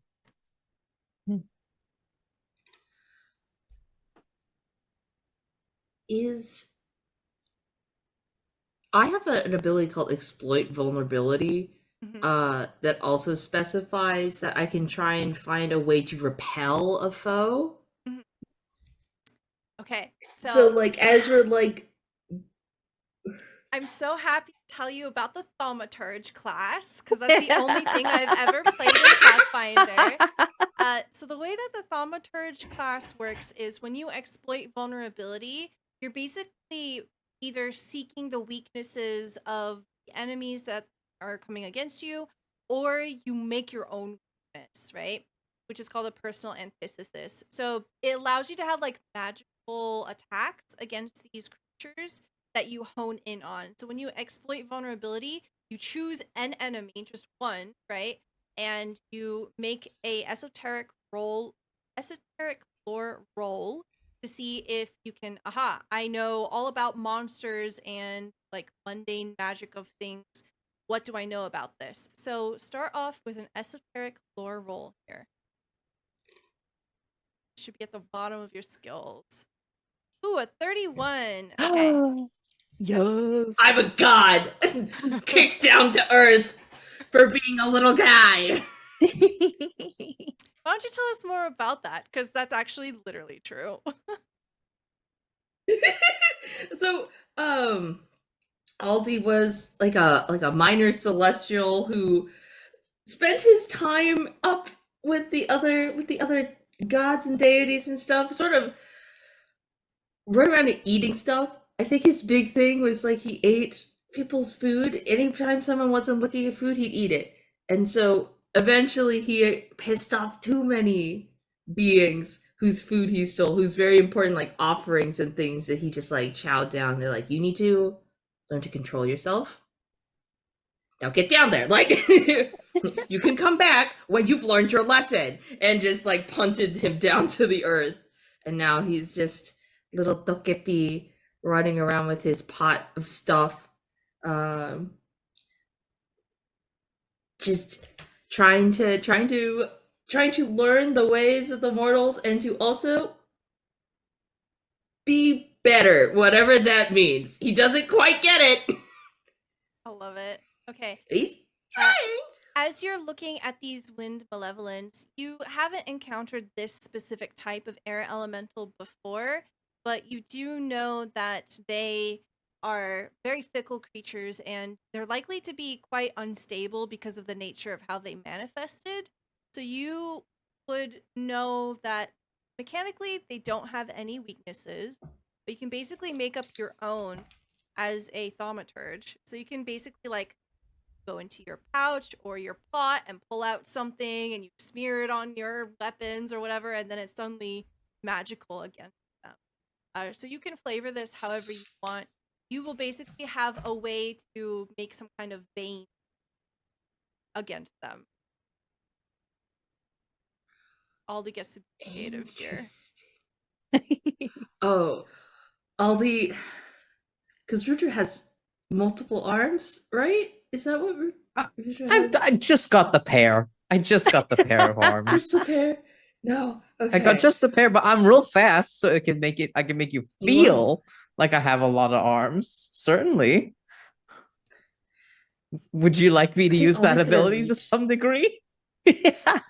I think I would, because we're just tall. I guess it's part. I think Aldi's gonna make a wind chime. Like pull out like a bunch of tubes and stuff from their pot and like tie them together really quick, and they're like, Rudra, hold this and like wave it, and you should scare them away. Oh, all right, Aldi. And Rudra would, in fact, shake this little wind chime bell very vigorously and loudly. Okay, I love this. Roll me intimidation. I am really good at this. Yes! I saw my stat earlier. Please. Please. Where are you, my intimidation? There we go. Please. 27. There we go. 27. We love this.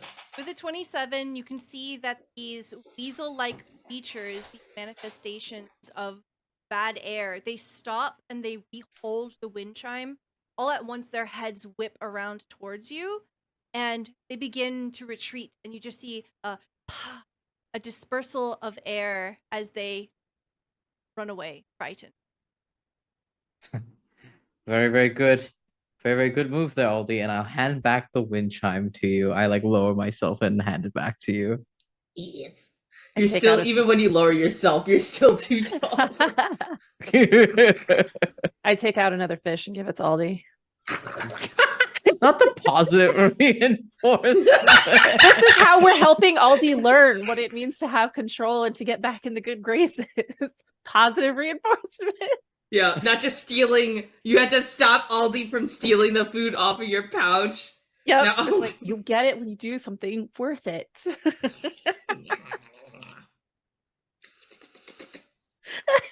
So, you essentially see that the way is clear now, and you will be passing underneath this tree. This tree is built into the side of the cliff here, and it more or less sort of branches over its boughs, hovering over the path. And on the top, you see there is the griffin's nest. The griffins are perched on it, and you can hear tiny chirping coming from it. They seem wary of the party. Especially Aldi. Aldi will stay in the back. They have young. No wonder they're afraid. Protective. Territorial.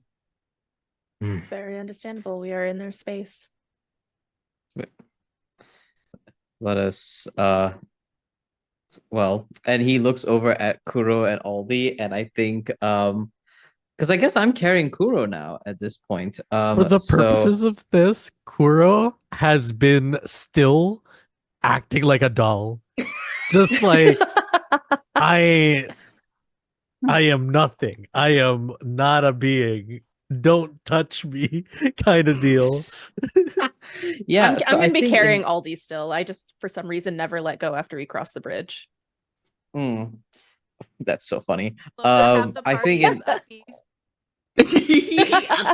Aldi's just like hugging their pot. Like Rudra's fully wearing what was your backpack, Karina, like slung across his shoulder, with Kuro in it, and kind of just like takes the corners of the little pouch and begins to kind of like wrap around like your shoulders, Kuro, a little bit more, so you're out of sight. And I think what I would like to do the similar thing that we did when we were at the camp, where we lower ourselves, like make ourselves seem not intimidating and not frightening, and very slowly, not running. Running makes them want to chase us. Very slowly, like maybe walking along the wall of the cliff face here and head towards where the gate is, while our bodies are facing the griffins. Yeah. This is just for a little bit of flavor is Yes, please. one of Rena's like background traits is the tickling bird twirl. And it's where I learned various like types of footwork to be able to maneuver through poles and getting around certain things, and it keeps me like going smooth. So I use like my light footwork to kind of like navigate through things gently and carefully and following right behind you. Yeah, with absolute grace and care, party moves past the griffins and they watch carefully. They don't seem to feel threatened by you. They are wary. You pass by and you enter what appears to be a bit of a cliff face here, a bit of an area that overlooks the rest of the island. You can see it stretch out for miles underneath you in a slight fog. Once you reach the ancient shrine gate, you see that it's relatively intact. Although wind erosion over the years has worn away at some of the elements here, you see that there is a shrine of some kind. Can I get a religion check from one person? Do not let it be me. Couldn't For be me. background reasons, I should not be attempting it. I only I've have got- +2 to it. All right, I guess it's Aldi, baby. Let's go, Aldi. That's like Let's the whole go, thing. Aldi. 19. Okay. 19. With a 9, you recognize these to be there are symbols carved into this shrine here, and there is a religious symbol of a katana framed by a sun and a crescent moon etched with a depiction of the moon cycle. You've seen these before, Aldi, but you don't remember the actual names of who they belong to. They are Tianmin gods. That's pretty much all you know. Ah, stingy fucks. No share food, they did not.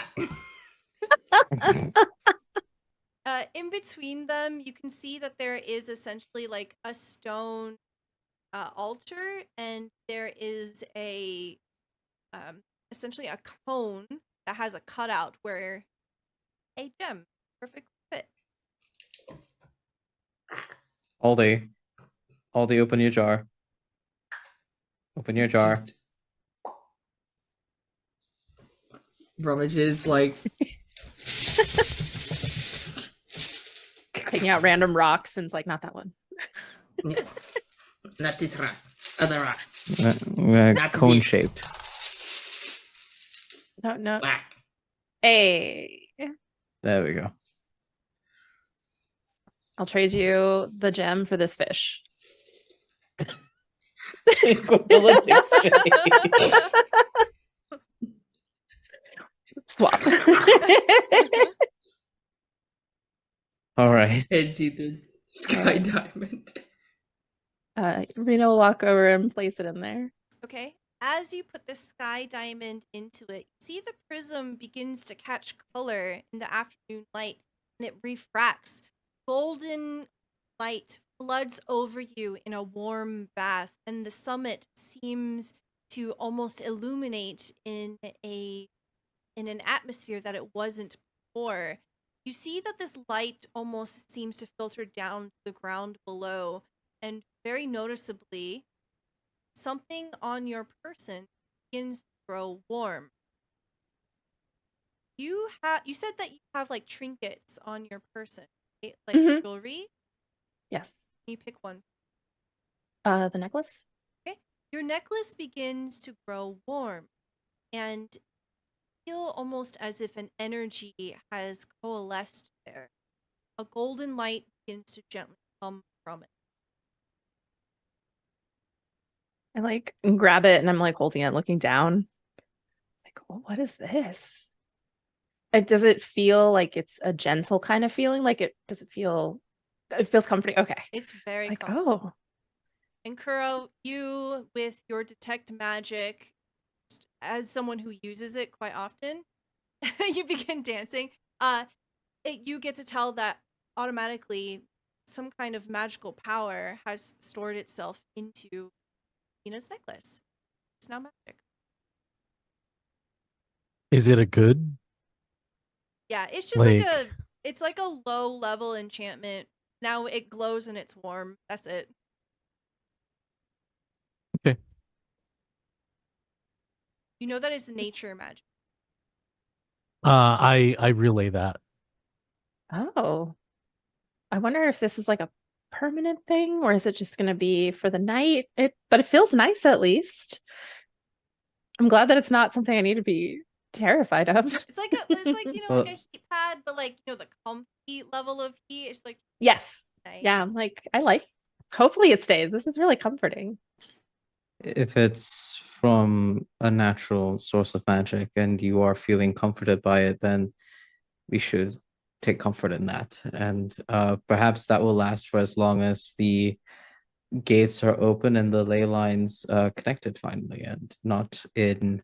And I think you see him, like Rudra, have knitted his eyebrows and looking over from this mountain peak that we're on across to where the other like ley line locations are. Maybe we can actually bring some peace and order to the chaos that's happening here. From the mountain, clearly see Uh-oh. where you need to go. Oh, you're like cutting out a little bit. From the mountain, you can clearly see where you need to go. You can see that there is a large creature on the beach. It's very blue and almost serpentine. And then you also see a forest, and there's a clearing in the forest. Rudra gestures to either of those options. Big serpentine thing on the beach and clearing in forest. Friend points at the blue thing. Aldi Or seems dinner, very or keen both. on. I do not know if that is small enough to be your dinner. It's like I look at Aldi and I'm like, I'm just really glad that I made it into the friend category for you and not the dinner category. Yes, fully in friend category. Yes. Rita just like nods, not realizing what you mean. What does your gut tell you, Kuro? I'm more of the safe kind. I like the clearing more. Frina, I'm kind of you're the leaning towards tiebreaker. I think I want to go towards the serpentine because if it's someone that we could help or is someone that could give us information, it'd probably be better to get to them now because they might not be there later. That's true. All right, Kuro. And he like moves the backpack sling over, and now you're resting right against Like his a chest and like papoose? upper torso. Yeah, like a papoose. How many different kinds of like baby carrying implements can we get for the two?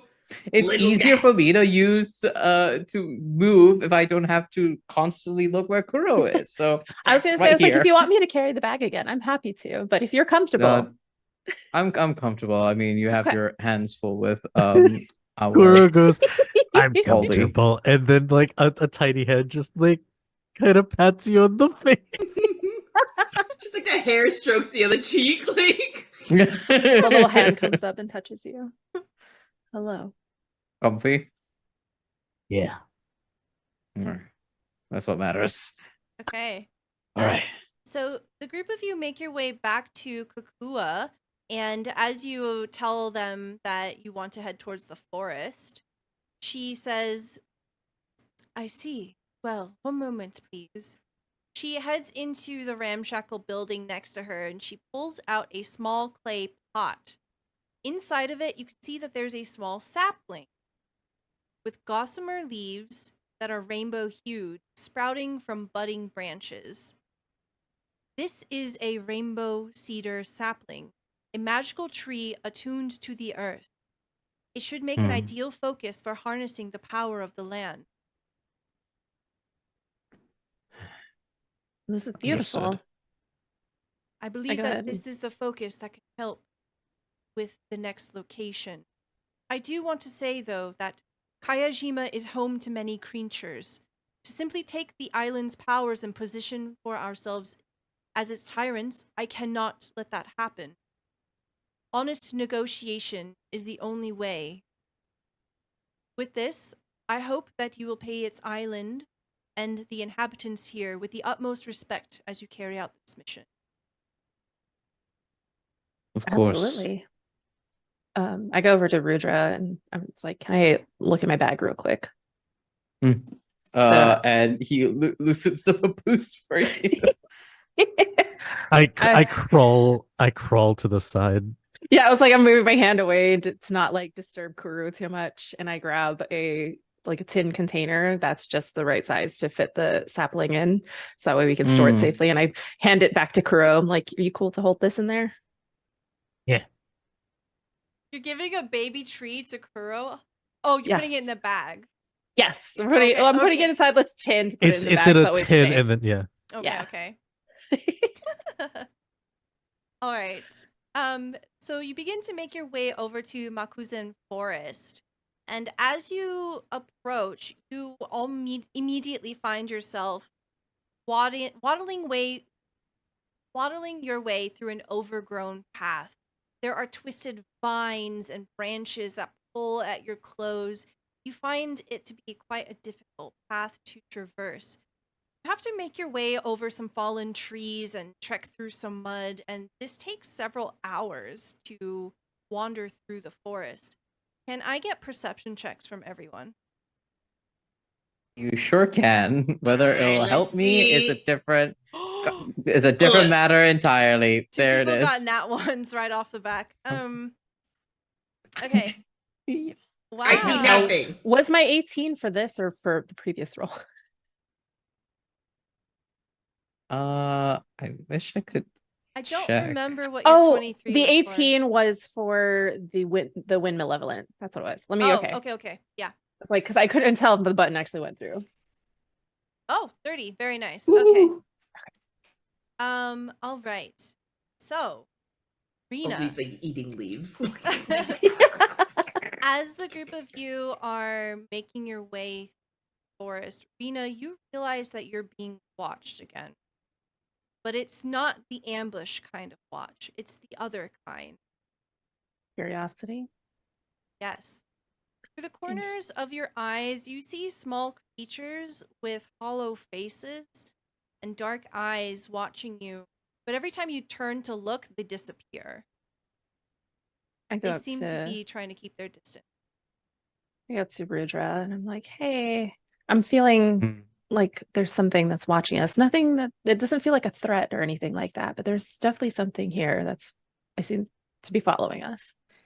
Can I do spirit nonsense right now as a yaksha? Yes, absolutely. Yeah. For those of y'all back home wondering what my spirit nonsense is, it is an ability that's part of the yaksha background, which is called warded by the kami. I'm trained in occultism and spirit lore. Let's try spirit lore this time and see if that's any better. Where is my spirit lore? Hello. Your spirit lore should be towards the bottom. Bottom. I do know. Why is it only say alcohol under the lore? That's not right. Here. There you go. That's not. There we go. Thank you. You're welcome. Funk. All right. So another ability that I have, because that's a shite roll. That's a 12. Which is 12. I have a ability under my monk's feats called cognitive crossover, where I can immediately reattempt a triggering check using the other chosen skill, which is occultism. Yeah. Okay. Oh yeah. Please. One more time. Thank you. That's Finally. Much better. Okay. That's a net. Okay. That's better. Yeah. Rudra, you don't see them, but the description you immediately flag, especially being someone warded by kami. You know that this is a kami. It is specifically a kodama. I love Kodama.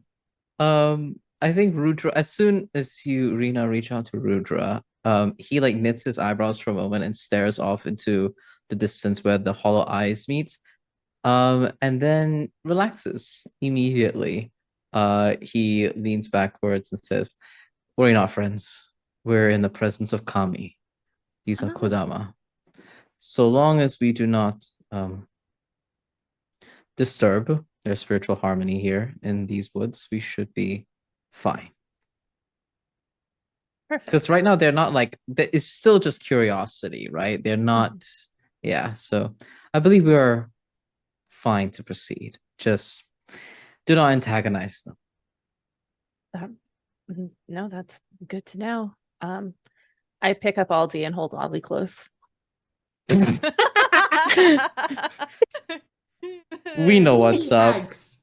Like, Aldi, are you cool with a hug for a while? Yes. For a Okay. while. Oh my Yes. Hugs. Yes. Okay. Perfect. The path eventually leads through a pretty thick mist.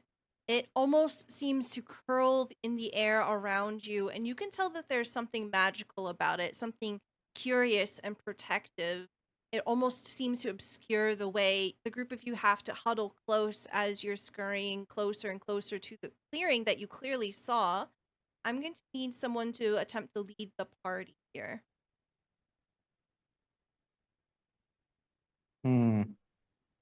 Say, I'm happy to follow right behind or right with you, Rudra, or I can even take lead. It's either or works because I know that you're familiar with the spirits, but Sure. I can lead. What would you need from me? I need oh, a benevolent GM? survival check. Great, I have a 1. Is yours Arena? I have a 2. Aldi has 8. So I'll stand in front and hold Aldi in front of me. Yeah, like It's a compass. This is how I'm assisting. Yeah. Okay, so Aldi roll survival, Rena roll survival to help. I'm gonna use a hero point. I'm gonna use a hero point. Wow, that was a 10 from Aldi and a 6 from Rena. We're gonna try that again. Okay. Hero point. Go. Oh, Much better. Hell yeah. Ooh, much better. 26. okay. That's way better. Oh my That god. was Can you so funny. imagine? So Aldi begins to tell me what this looks like. How does Aldi help everyone out of the magical mist? Boop. Boop. I'm like echolocating. Okay. Oh, so do I just hold you out and then I'm just moving you? Yeah. You're like, Oh my god. Okay. This is the most iconic pairing. Aldi leads everyone to what appears to be an abandoned building. You can see that there is a deposit of clay nearby and what appears to be a ruined shed. Next to this shed is this interesting looking forge. It's almost barely a mound of clay. And on the ground, you see a clay toy shaped like a dog. I hop down from from Rudra's little pack. chest and followed by Caro, and we walk to the dog and I kick the dog. Ah. It falls over. I take out my staff again and I just start dancing around the area of thing. So, with your detect magic, this Mhm. area is absolutely full of magic. You get a sense of latent enchantment magic. The dog itself seems magical, but it needs to be activated. Can I figure out how to activate it? Yeah, you can roll me Arcana, Occultism, Nature. We'll Your do choice. Arcana. Okay. 31. 31. Hell yeah. Yeah.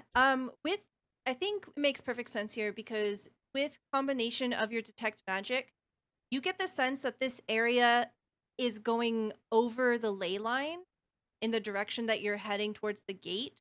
So there is a latent sort of magic intrinsic to the very obvious pottery and clay work that happens here. And I start petting its belly. you start petting its belly and you see that there are some interesting geometric etchings in it, and you trace them with your finger and it almost seems to activate it. It seems to glow, and the dog toy begins to move its head and legs. And since it's been kicked on the ground, it just kind of ineffectually just moves in place. I take my telekinetic hand to kind of like upright it. You upright and it begins to like slowly walk, and you see that its clay tail swishes back and forth. Horrible.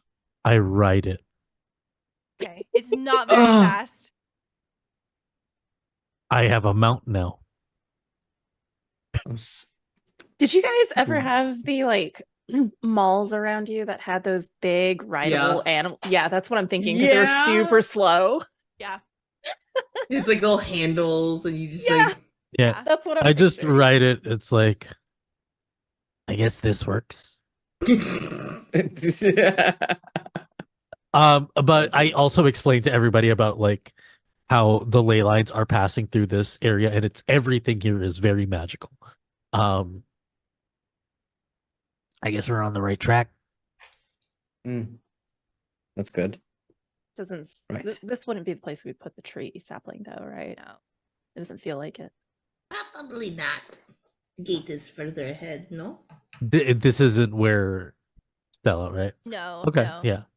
You continue down the path and you come across a trickling fountain and a crumbling shrine. I'll need a religion check from somebody. You are near the heart of the Looks at forest. Aldi. Looks at Religion all. Come on, again. former god. Aldi. I know all these people or not. I don't know who those people. People, Okay. strangers. So, you actually get a bonus here because you're from Tian Xia. So that'll be a 22 total. With a 22, you recognize what shrine this is immediately. This is the shrine of Daikitsu, a goddess of agriculture and crafting. I have a picture for you. Yay! Pictures. I didn't load it into the hold on. You're so valid. You got this. The stream won't see it, but the players will see it. There you go. That is Yay. a treat for my players. Ooh. Hello, Ooh. mommy. Whoa. Sorry, Mother? mommy. Sorry. Mother. Hello. Mommy? Sorry. Mommy? Sorry. Mommy? Sorry. Oh Here my for god. that. Okay. You know that this goddess is a protector goddess, and that this is just a humble shrine to her on the way towards the forest gate. So wait, what was she the goddess of again? Agriculture and crafting. Okay. What was her name again? Daikitsu. Daikitsu. Rudra gives a very curt, short nod, but does not seem very interested in the deification or like religious practice around the respective deities.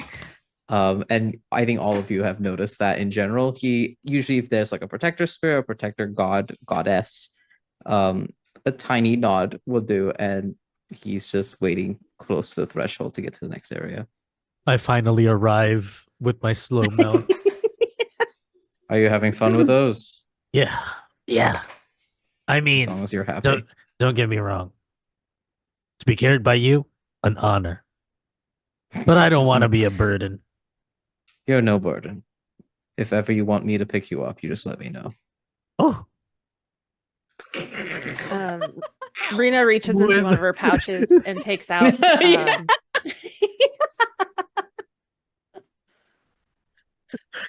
Rita reaches into her pouch and she takes out a couple of like seeds from the many seeds she's collected just over her travels and places it down.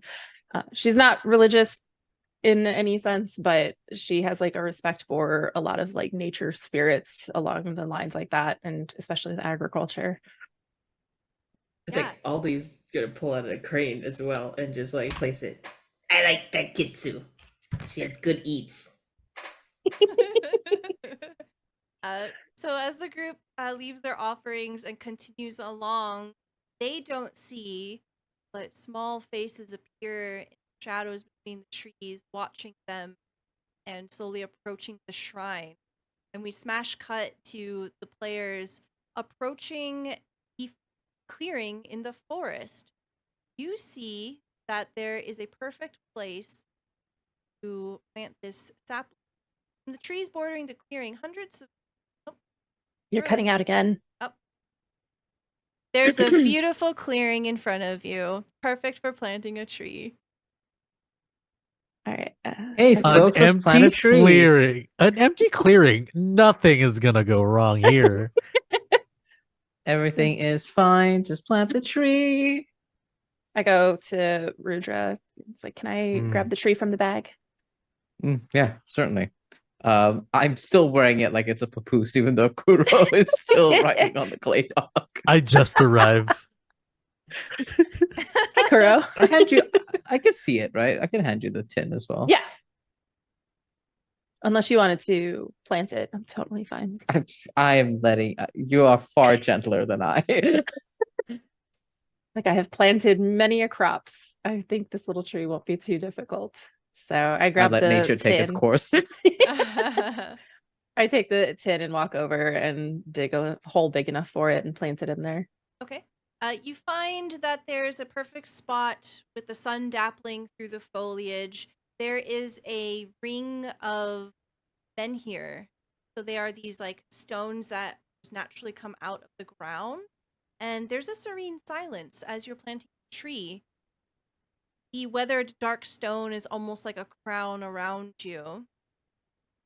And you see that the leaves of the rainbow cedar begin to glow as you're planting it. And when you finish, hundreds of small, vaguely humanoid shapes materialize into existence, each one with a featureless stone face and wearing a rope of braided straw.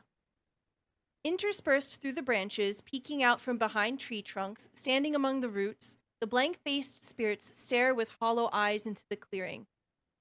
Then, in unison, their heads begin to shake, drowning the silence of the cacophony with a cacophony of chimes and rattles. Suddenly, the noise stops, and the spirits are still. Here's a picture. Hold on. Give us a picture. I want to see. Picture. Show me the little guy. Yes, that's exactly what I was thinking. Yeah! Love the little guy. Look at that little man! Yes. Adorable. Amazing. Love them. Definitely friends, not dinner. So there are hundreds of these just watching the group of you. Oh, cool. What do you get all? I take out my water satchel from my hip and was like, I don't know if this thing needs water from me, but I'm going to go ahead and just do what my instincts tell me. And I give some water to the sapling after I finish planting it. Okay. They watch you curiously as you're doing this. Can I get a nature check from Rudra? Oh, me. Okay. You got this. I believe in you. I was not expecting that one. 21. Yeah. Okay. I had a +1 to that, folks. Hell yeah. Rudra, because you know they are Kodama, you know that they are gentle spirits. They are non-violent, and they are guardians of the trees. And it's pretty clear that they are drawn to the rainbow cedar here. They are curious, and you can tell that they are trying to see if this is safe. Okay. Like, are they just like approaching by themselves? If they are, I think like Rudra would get like close to the ground and like gesture towards the soil and the roots and the tree of the little sapling, the like bark of the sapling, and just whisper in a really quiet voice. This is a new life that we're sprouting here for hopefully all of you and the rest of the tenants of the forest. Does it claim your approval? Do you find home in it? You can see that as Rena is watering the tree, that they are moving closer. And with you doing this, they continue to move closer. One of them begins to touch the braided rope around their body. And Rudra, you would know that when Kodama put their braided rope around a plant or a tree, that they claim it as their ward, that they promise to protect it. So one of the Kodama is thinking about it. I think that's a wise decision, little Kodama. Let this little one be your ward. Let it blossom underneath your guidance, your watch. And maybe great life will sprout here, a new legacy. I hear Rudra say this, and so Rena stays low and keeps calm and backs away very slowly. Then I sit down like cross-legged, so that way I stay as small as I can to let them go forward to the tree. Okay. Can I try and help more with diplomacy? Because we're the same size, and I take out my wand and with the bell kind of match the cadence of what they're doing. Mm-hmm. And kind of like very like use the appearance of like the pristine porcelain doll to kind of urge them more to like approach the tree. Yeah, roll me diplomacy. This is perfect. So cute. 28. Kuro. Nice. Let's go, Kuro. You match their cadence with your bell, and they click and twill and sound with you. They are matching your song, and they're moving closer. What is That's Aldi right. doing? Oh, what a good question, huh? I think Aldi is very quietly sitting with his pot in front of him, and if Kuro starts playing music to try and match the cadence, I think Aldi is going to like tap on their pot lid in beat as well. Like, pop, pop. Love it. You all watch as the song washes over the party here and the clearing, and the little Kodama puts their braid around the tree. Me and Karo start a conga line around the tree for the, Yeah. for the little Kodama. As they do so, Aldi, one of your walnuts.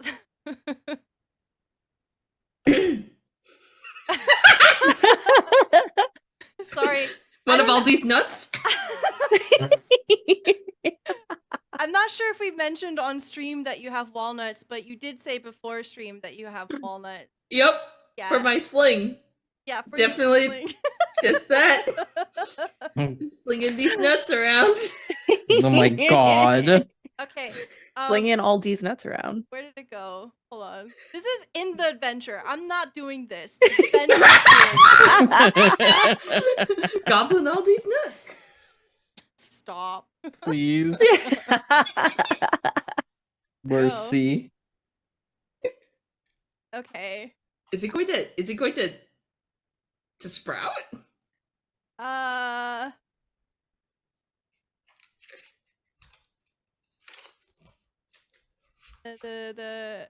can't find it.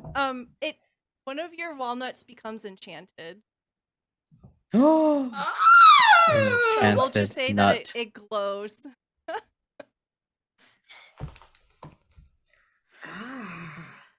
Special nut. No.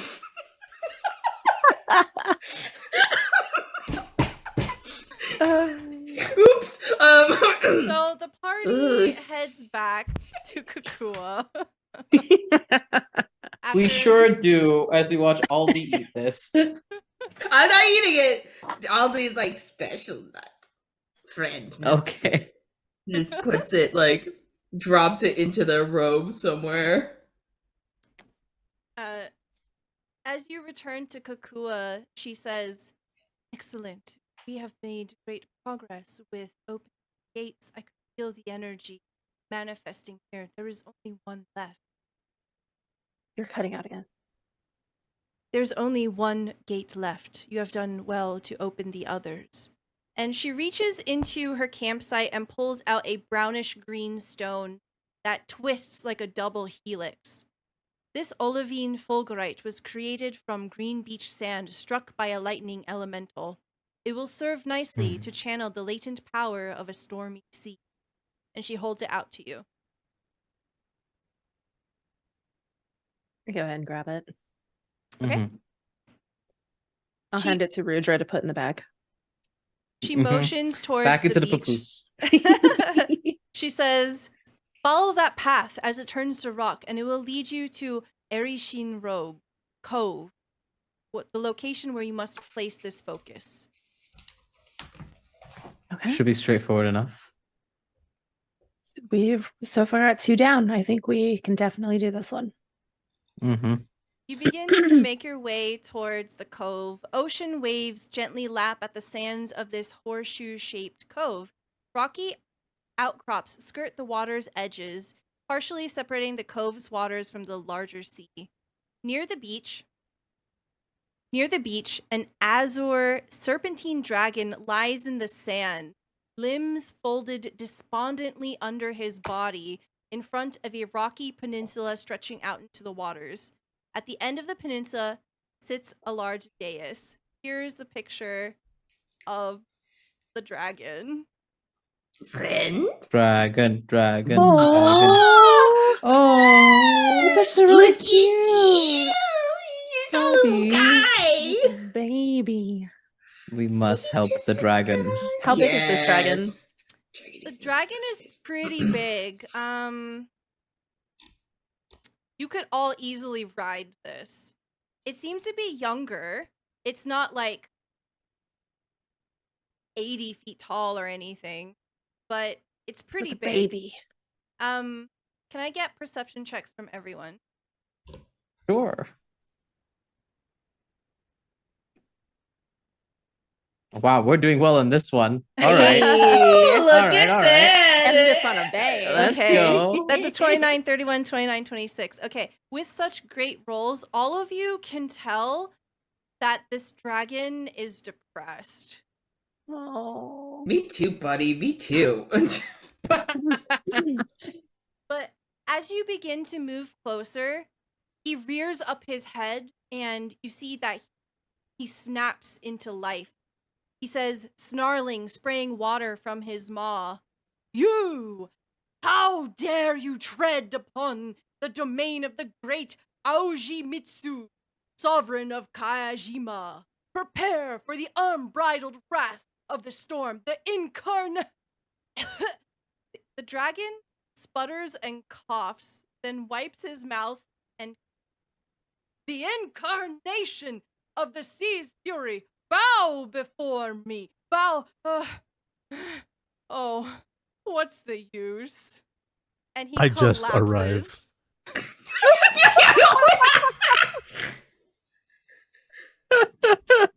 After the whole space, I just arrived.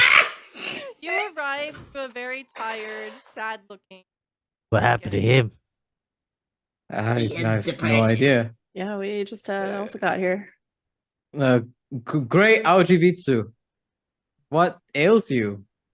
I do You bow. seem Aruja also does bow, I forget. And I think he like goes on one knee. He says, "What Yeah. ails you? It seems you are preoccupied with something." he's laying down the way a cat will like turn into a bread loaf, right? So his legs and arms are tucked underneath him and his head is on the sand. And he says, I couldn't even defend what small stretch of ocean I claimed as my domain.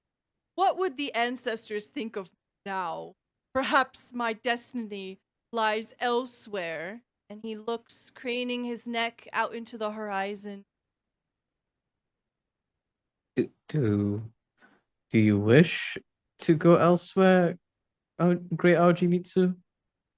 Or are you merely disappointed in oneself and escape seems the only path away? He looks really thoughtful at that and he says, I suppose my pride gets the best of me. I suppose the least that I can do,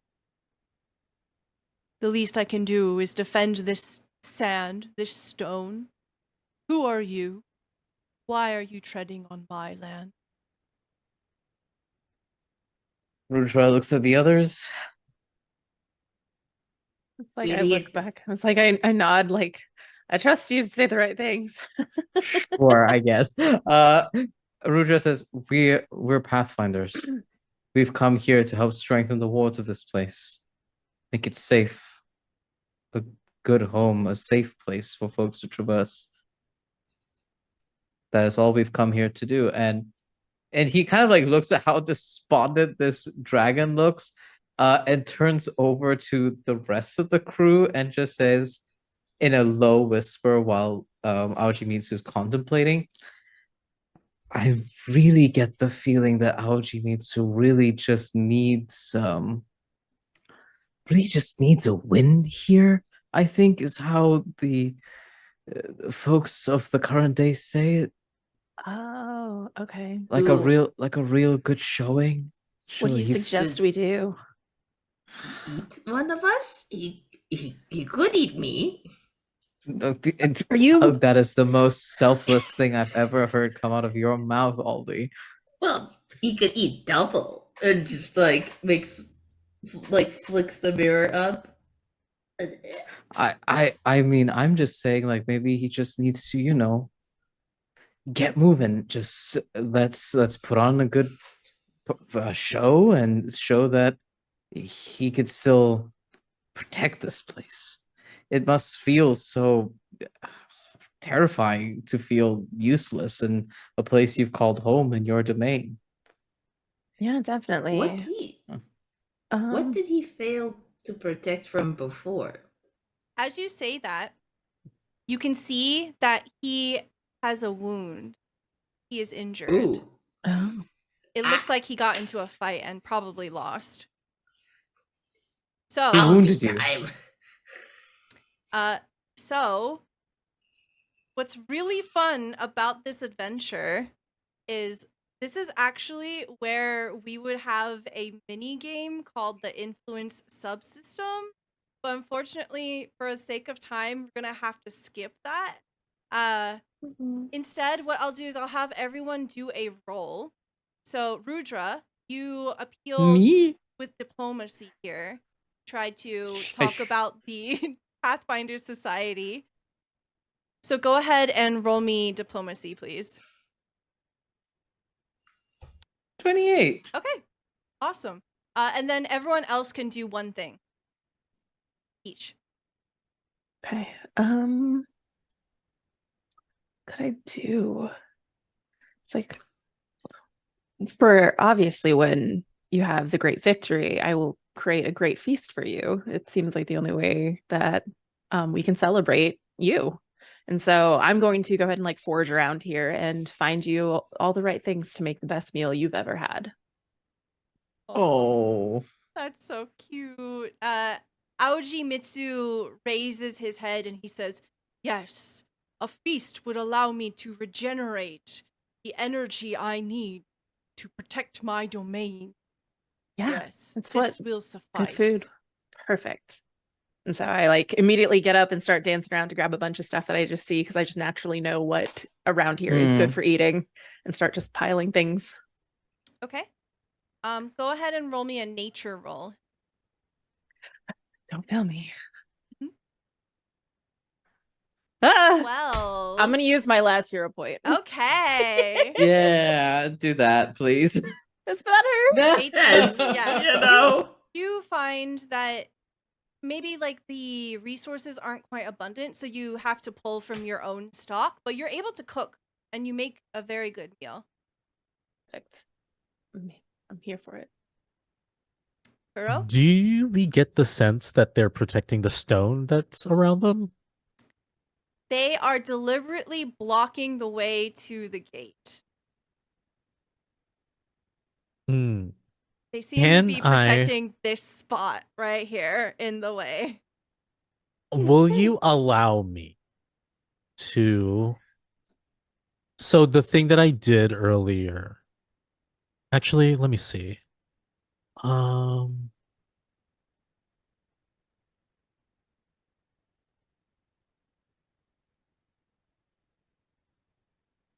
I will.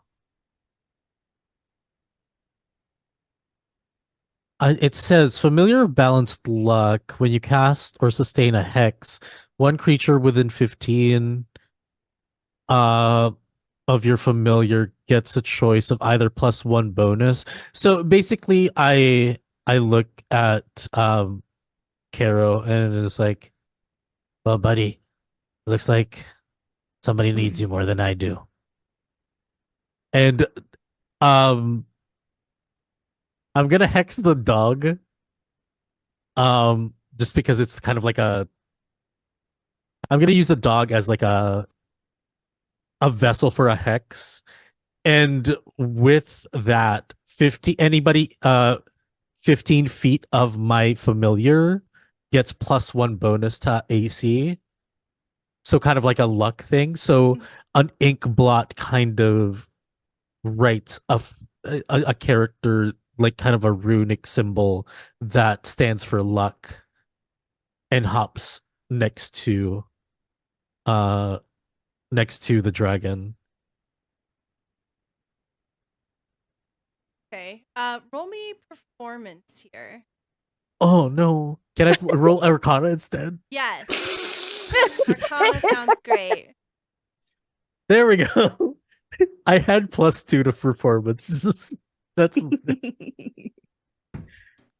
Perfect. 32. Yeah. Aoji Mitsu looks at this as you're doing this and says, "Yes. I think that you and I should be friends. Your powers of fortune might be something I might need to call upon."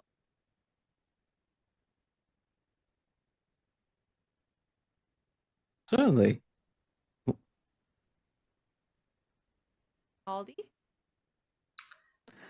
I have this ability called crystal healing. Ooh. Which I'm reading over. I think it attempts. It's not like actual healing, but it lets me treat disease or poison.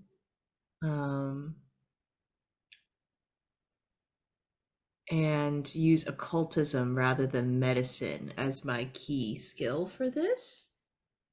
So I think Aldi is going to like rummage through his like pot and just like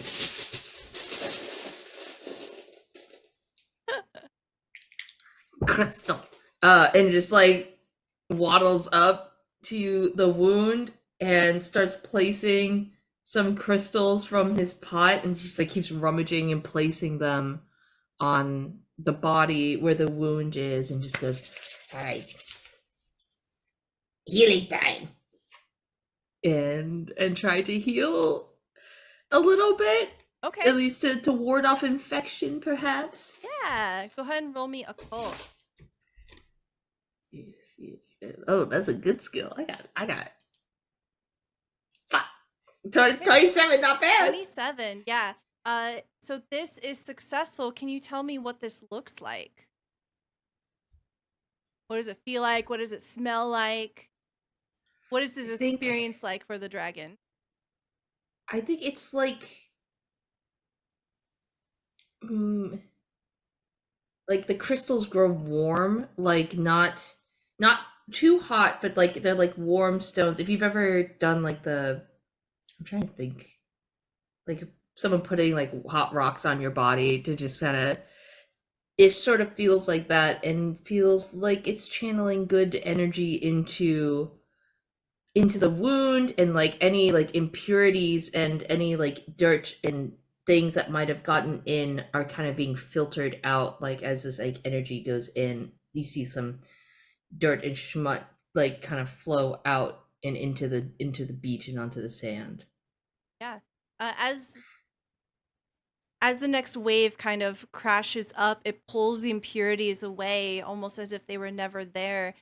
And with your combined efforts, Aokiji raises up his head and he says, I have things to think about. You have given me great insight. What I should do next. I am finding my confidence. As you should. I'm humbled to be in front of such greatness. And Rena bows at the hips again. He doesn't even look at you. He has his like head kind of proudly pointed up now. He's very puppy-like still, though. You know that he's like kind of, he favors one side because of the injury, and he does seem to puff up his chest quite a bit. He says, Thank you for showing me kindness. Your mic.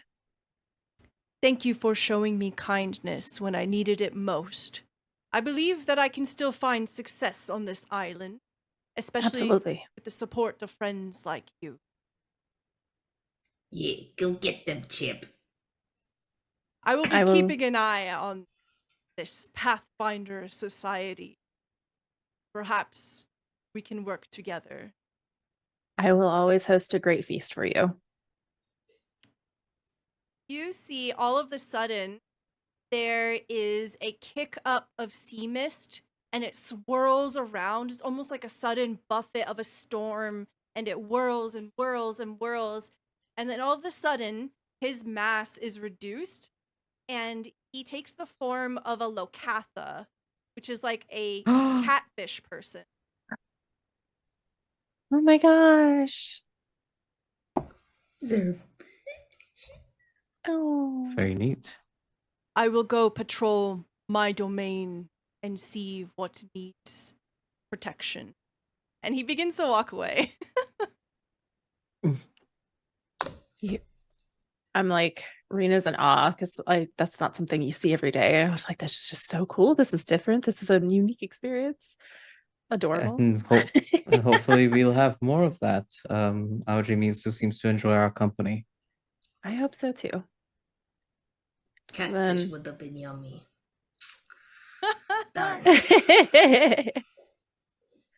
So I get up and dust the sand off of myself, and then I look and see. I assume we can see the gate now.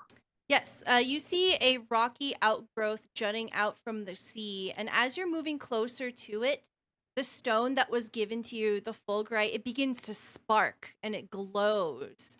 And you can see that the dais here has perfect concentric circles and wave motifs carved into the dark stone. You see basically a small platform where you can put the stone if you want. Well, I did the last two, so does somebody else want the honors? Well, I have an idea. Oh. If I recall correctly, they said it's charged by lightning elementals, right? Yes. So I'm gonna place it, and I'm gonna cast a cantrip. Okay.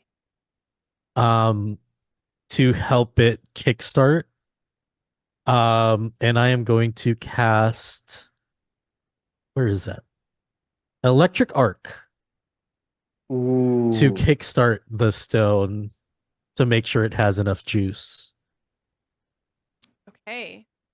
As you do this, blue energy begins to pulse within the patterns, and a giant wave crashes against the peninsula. You see it sprays you with sea mist as sunlight refracts into rainbows in its wake. Energy courses through the dais and swirls its way in the underlying rock. What does it look like as you're casting the spell? You see my hair kind of bunches up and kind of starts rubbing with like against each other, and the static creates an arc that hits the stone. You all hear this crack of thunder and lightning rolling across the sky. Burrow, do you have an empty container of some kind? Sure. I have a small gourd bottle that's a kind of like a design, kind of like a it's kind of like a like you know how dolls have like their accessories? It's kind of like a doll accessory I love of a gourd. it. It begins to shine blue all of a sudden, and you swear you can hear something. Huh. When you lift it up to listen to it, you can hear the sound of the ocean inside of your gourd. Hmm. Oh, That's cool. I love that. Seeing it like glow and stuff, I like touch my necklace. I touch my Walnut. special gift that I was given.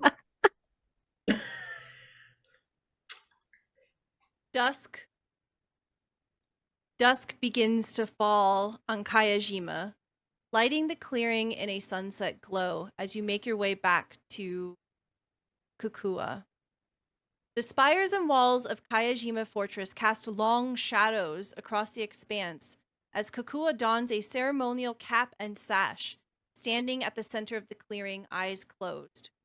She begins to perform a ritual. She uses a brief series of gestures with a feather fan before sinking to her knees, thrusting her talons into the earth.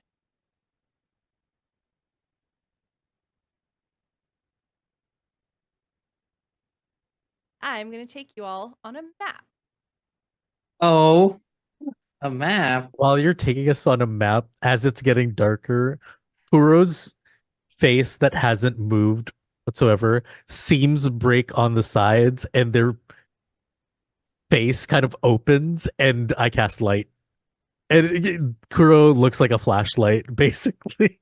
That's My terrifying. God. Exactly. Yeah, I was like, In the worst fucking possible way, you turn yourself into a fucking flashlight. I was like, Rena hasn't seen this before, and she's just kind of like, the That half is of the still head there? is the half of the head is actually kind of like resting behind.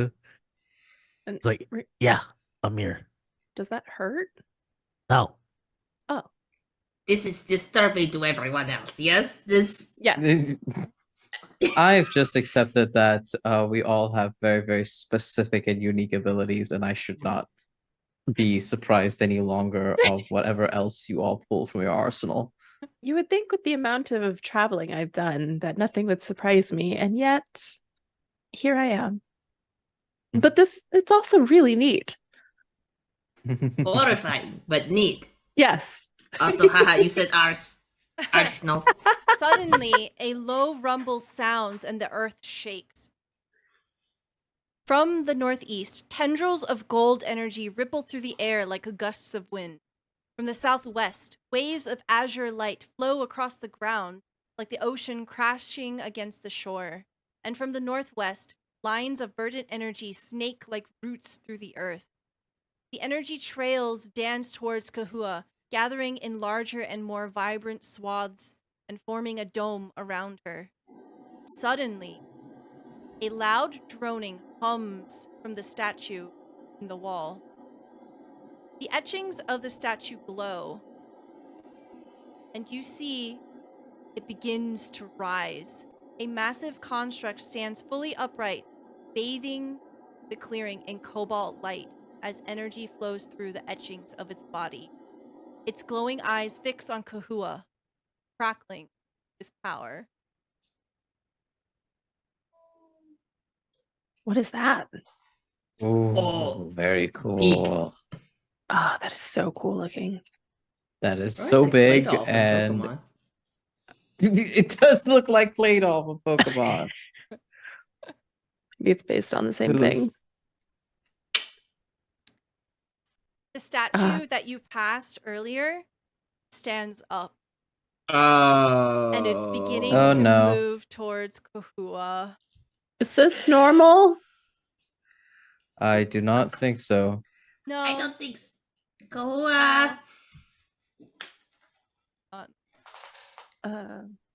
Go. You should leave.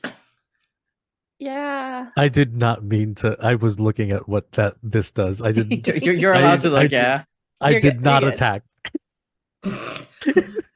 Go. You should leave. It's big. Okay. You run.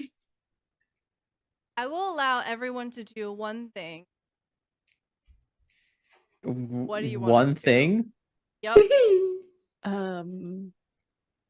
It begins to. How big is this thing? Like, what is its classified size, I guess? It's huge. Okay. So it's probably like 15 feet tall. Okay. So I can try to grapple this. Grapple it? I'm a big beefy girl. I mean, You are. But also, Yeah, so among my travels, one of the things that I've learned was various types of wrestling techniques, and one of them is Titan wrestling. And I've learned to tangle with those that are 2 times, sometimes 3 times my size. And so I like a challenge. Okay. All So right. you all see Rena start running towards this creature. Mhm. What does everyone else want to do? I I'm- follow in Rena's footsteps because I think that's kind of how we both operate as the melee fighters of this troop here. I will We're in sync. also stride on up. We're in sync, and I will get ready to get into a stance to Before you head in, Rudra, yeah. I ask you to kind of get to my level, and I kind of caress you with my porcelain hand and cast haste. Haste the monk. Let's go. I hit him, and I hit him again, and I hit him again and again, and I hit him again, and hit him.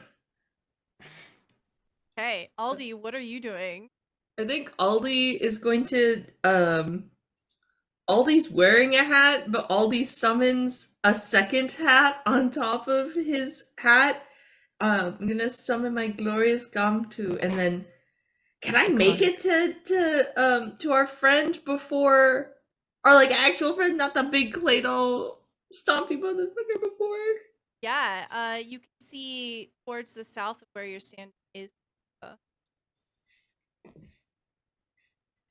I think Aldi would like to run over and be like, "Put the hat on," and then as soon as they put it on, just smacks the top of it, and they'll turn invisible.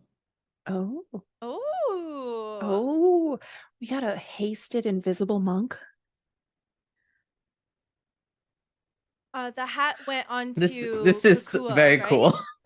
I was intending it to go on our Tengu friend, but also turning Rudra into a hasted invisible monk is deeply funny.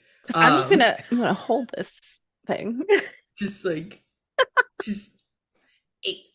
yeah. Kuro taps Rudra and Aldi's also like, put this hat on. All right. Okay. Can you describe what kind of stance Rudra is getting into here? So I was doing the math. So this would technically count as one turn of me striding up to this thing. I would like to use Howling Aspect, which is an ancestry feat and ability. I am invisible. Am I still invisible? Did you want to make me invisible? Did you want to make yeah, I'll change it to Rudra. Rudra. To Rudra's invisible. Oh, that means nobody gets to see it. No, I guess. But we can feel it. We can feel it in our We can heart. feel it in our bones. Okay. what Rudra does is he pulls the braid out, the little bun that he has at the back of his head. He pulls his hair loose, and as soon as that happens, his mane billows out backwards behind him, as if lifted up by wind and air, as it perpetually moves behind him. And his jaw unhinges, and a pair of tusks grow out from his canines, and his teeth become this huge predator-like maw as he howls, and he turns into this kind of like monstrous werebeast sort of situation with claws and fangs, and he kind of like moves up a weight class almost as he hunkers down and prepares to fight this thing to protect his friends. Hey. And that's him for everybody. That's him, but if you were Kakuo, you wouldn't see that because we're just invisible right now. I sure am, but you know I can what? feel the change in energy. Mm-hmm. You can hear the change. I think Rena, especially because you're closer to me, you hear like the gnashing of teeth and the like guttural growling that's happening like right next to you. Oh, I heard you unhinge your carnivore jaw. sounds, right? Carnivore sorry? sounds. Carnivore sounds. The Rudra is doing cool farm again. Okay. We see the camera pull back as Rudra takes this offensive stance, just barely even visible here, just a glimmer of light from the invisibility spell of Aldi's Gamtu. You see Rena trying to like launch up to grab it. You see Kuro, a horrible, terrifying flashlight in the background, and Kakua looking up as the towering figure meets our heroes on the battlefield. And unfortunately, we are out of time, and that be the end of our episode. But what a good cliffhanger. before we It's a real go, cool one. I would love to do a round of outros just to recap what who is at our table and what they do. So let's go around one last time before we call it a night, and we'll start with Lucky. Hi, where can we find Hey. you? So you can find me on Twitch, on Twitter. I go by the handle Chancelin, but I'm also the community specialist for Corsair. So I handle the Discord and the subreddit, and I stream on their channel every Wednesday if you want to come hang out there too. Excellent. Thank you very much. Next, we have Darby. Hi, hello. My name is Darby, otherwise known as Chaotic Darby on the internet. I'm a community manager, AP performer, streamer, possum, game designer, and all around menace on the web. You can find me in those places doing that stuff. You can also catch me on Thursdays at 7 p.m. PST on the Happy Jacks RPG Network playing in a Savage Worlds game. And that's kind of where you can find me right now. So, yeah. Thank you very much. We'll pop on over to Fabian. What's up? My name's Fabian. Fabs are short. You can find me doing comic stuff on Rockets and Pens. And you can find me doing AP stuff at Bad House RPG. I'm a trash man. Just enjoy my stuff there.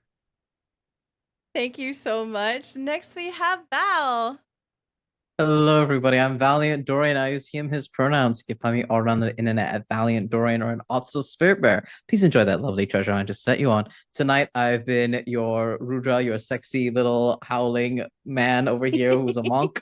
And you can find me on my socials, as I mentioned before, but you can also find me performing on various places, including Transplanar RPG. We're currently between arcs right now, which is a great time for you to catch up on the Chaos Protocol, where I play the misbeloved twin brother of the Chosen One. He also has got some weird bestial qualities about him, so if you like this, you'd probably like him. You can also check me out on Mondays over on my channel, where I host Dicey Banner, a TTRPG talk show, where I talk to all the makers and shakers within the TTRPG space. And if you are a TTRPG creator, I want to talk to you. Hit me up. Let's talk. And I'm also a game designer. If you like the werebeasts here, I'm designing a game that's inspired by 80s and 90s grunge fighting games about werebeasts, where you get to unleash your wrath and have a grand old time playing the beasts that you enjoy. The quick start guide will be out in June, so keep an eye out for that. And I'm going to be passing it back over to you, boss. Thank you so much. I'm Stelluna on Twitch, Stelluna TV on all other social media. I'm a TTRPG producer and performer. If you enjoyed what you saw here, this is what I do full time. Come check us out. Follow us on YouTube, follow us on Twitch, and we love doing all these things here. We want to give a special shout out to Paizo. Thank you so much for sponsoring this one shot. Thank you so much for letting us see the really cool Tian Xia character guide options. We had a blast in session 0. We had an absolute great time here being able to share it with you.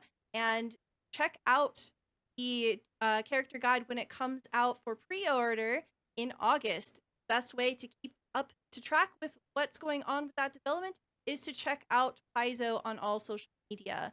And with that, that's it for us. Have a wonderful rest of your night and happy AAPI month. Bye, everybody. Bye, everybody. Thanks. Thank you.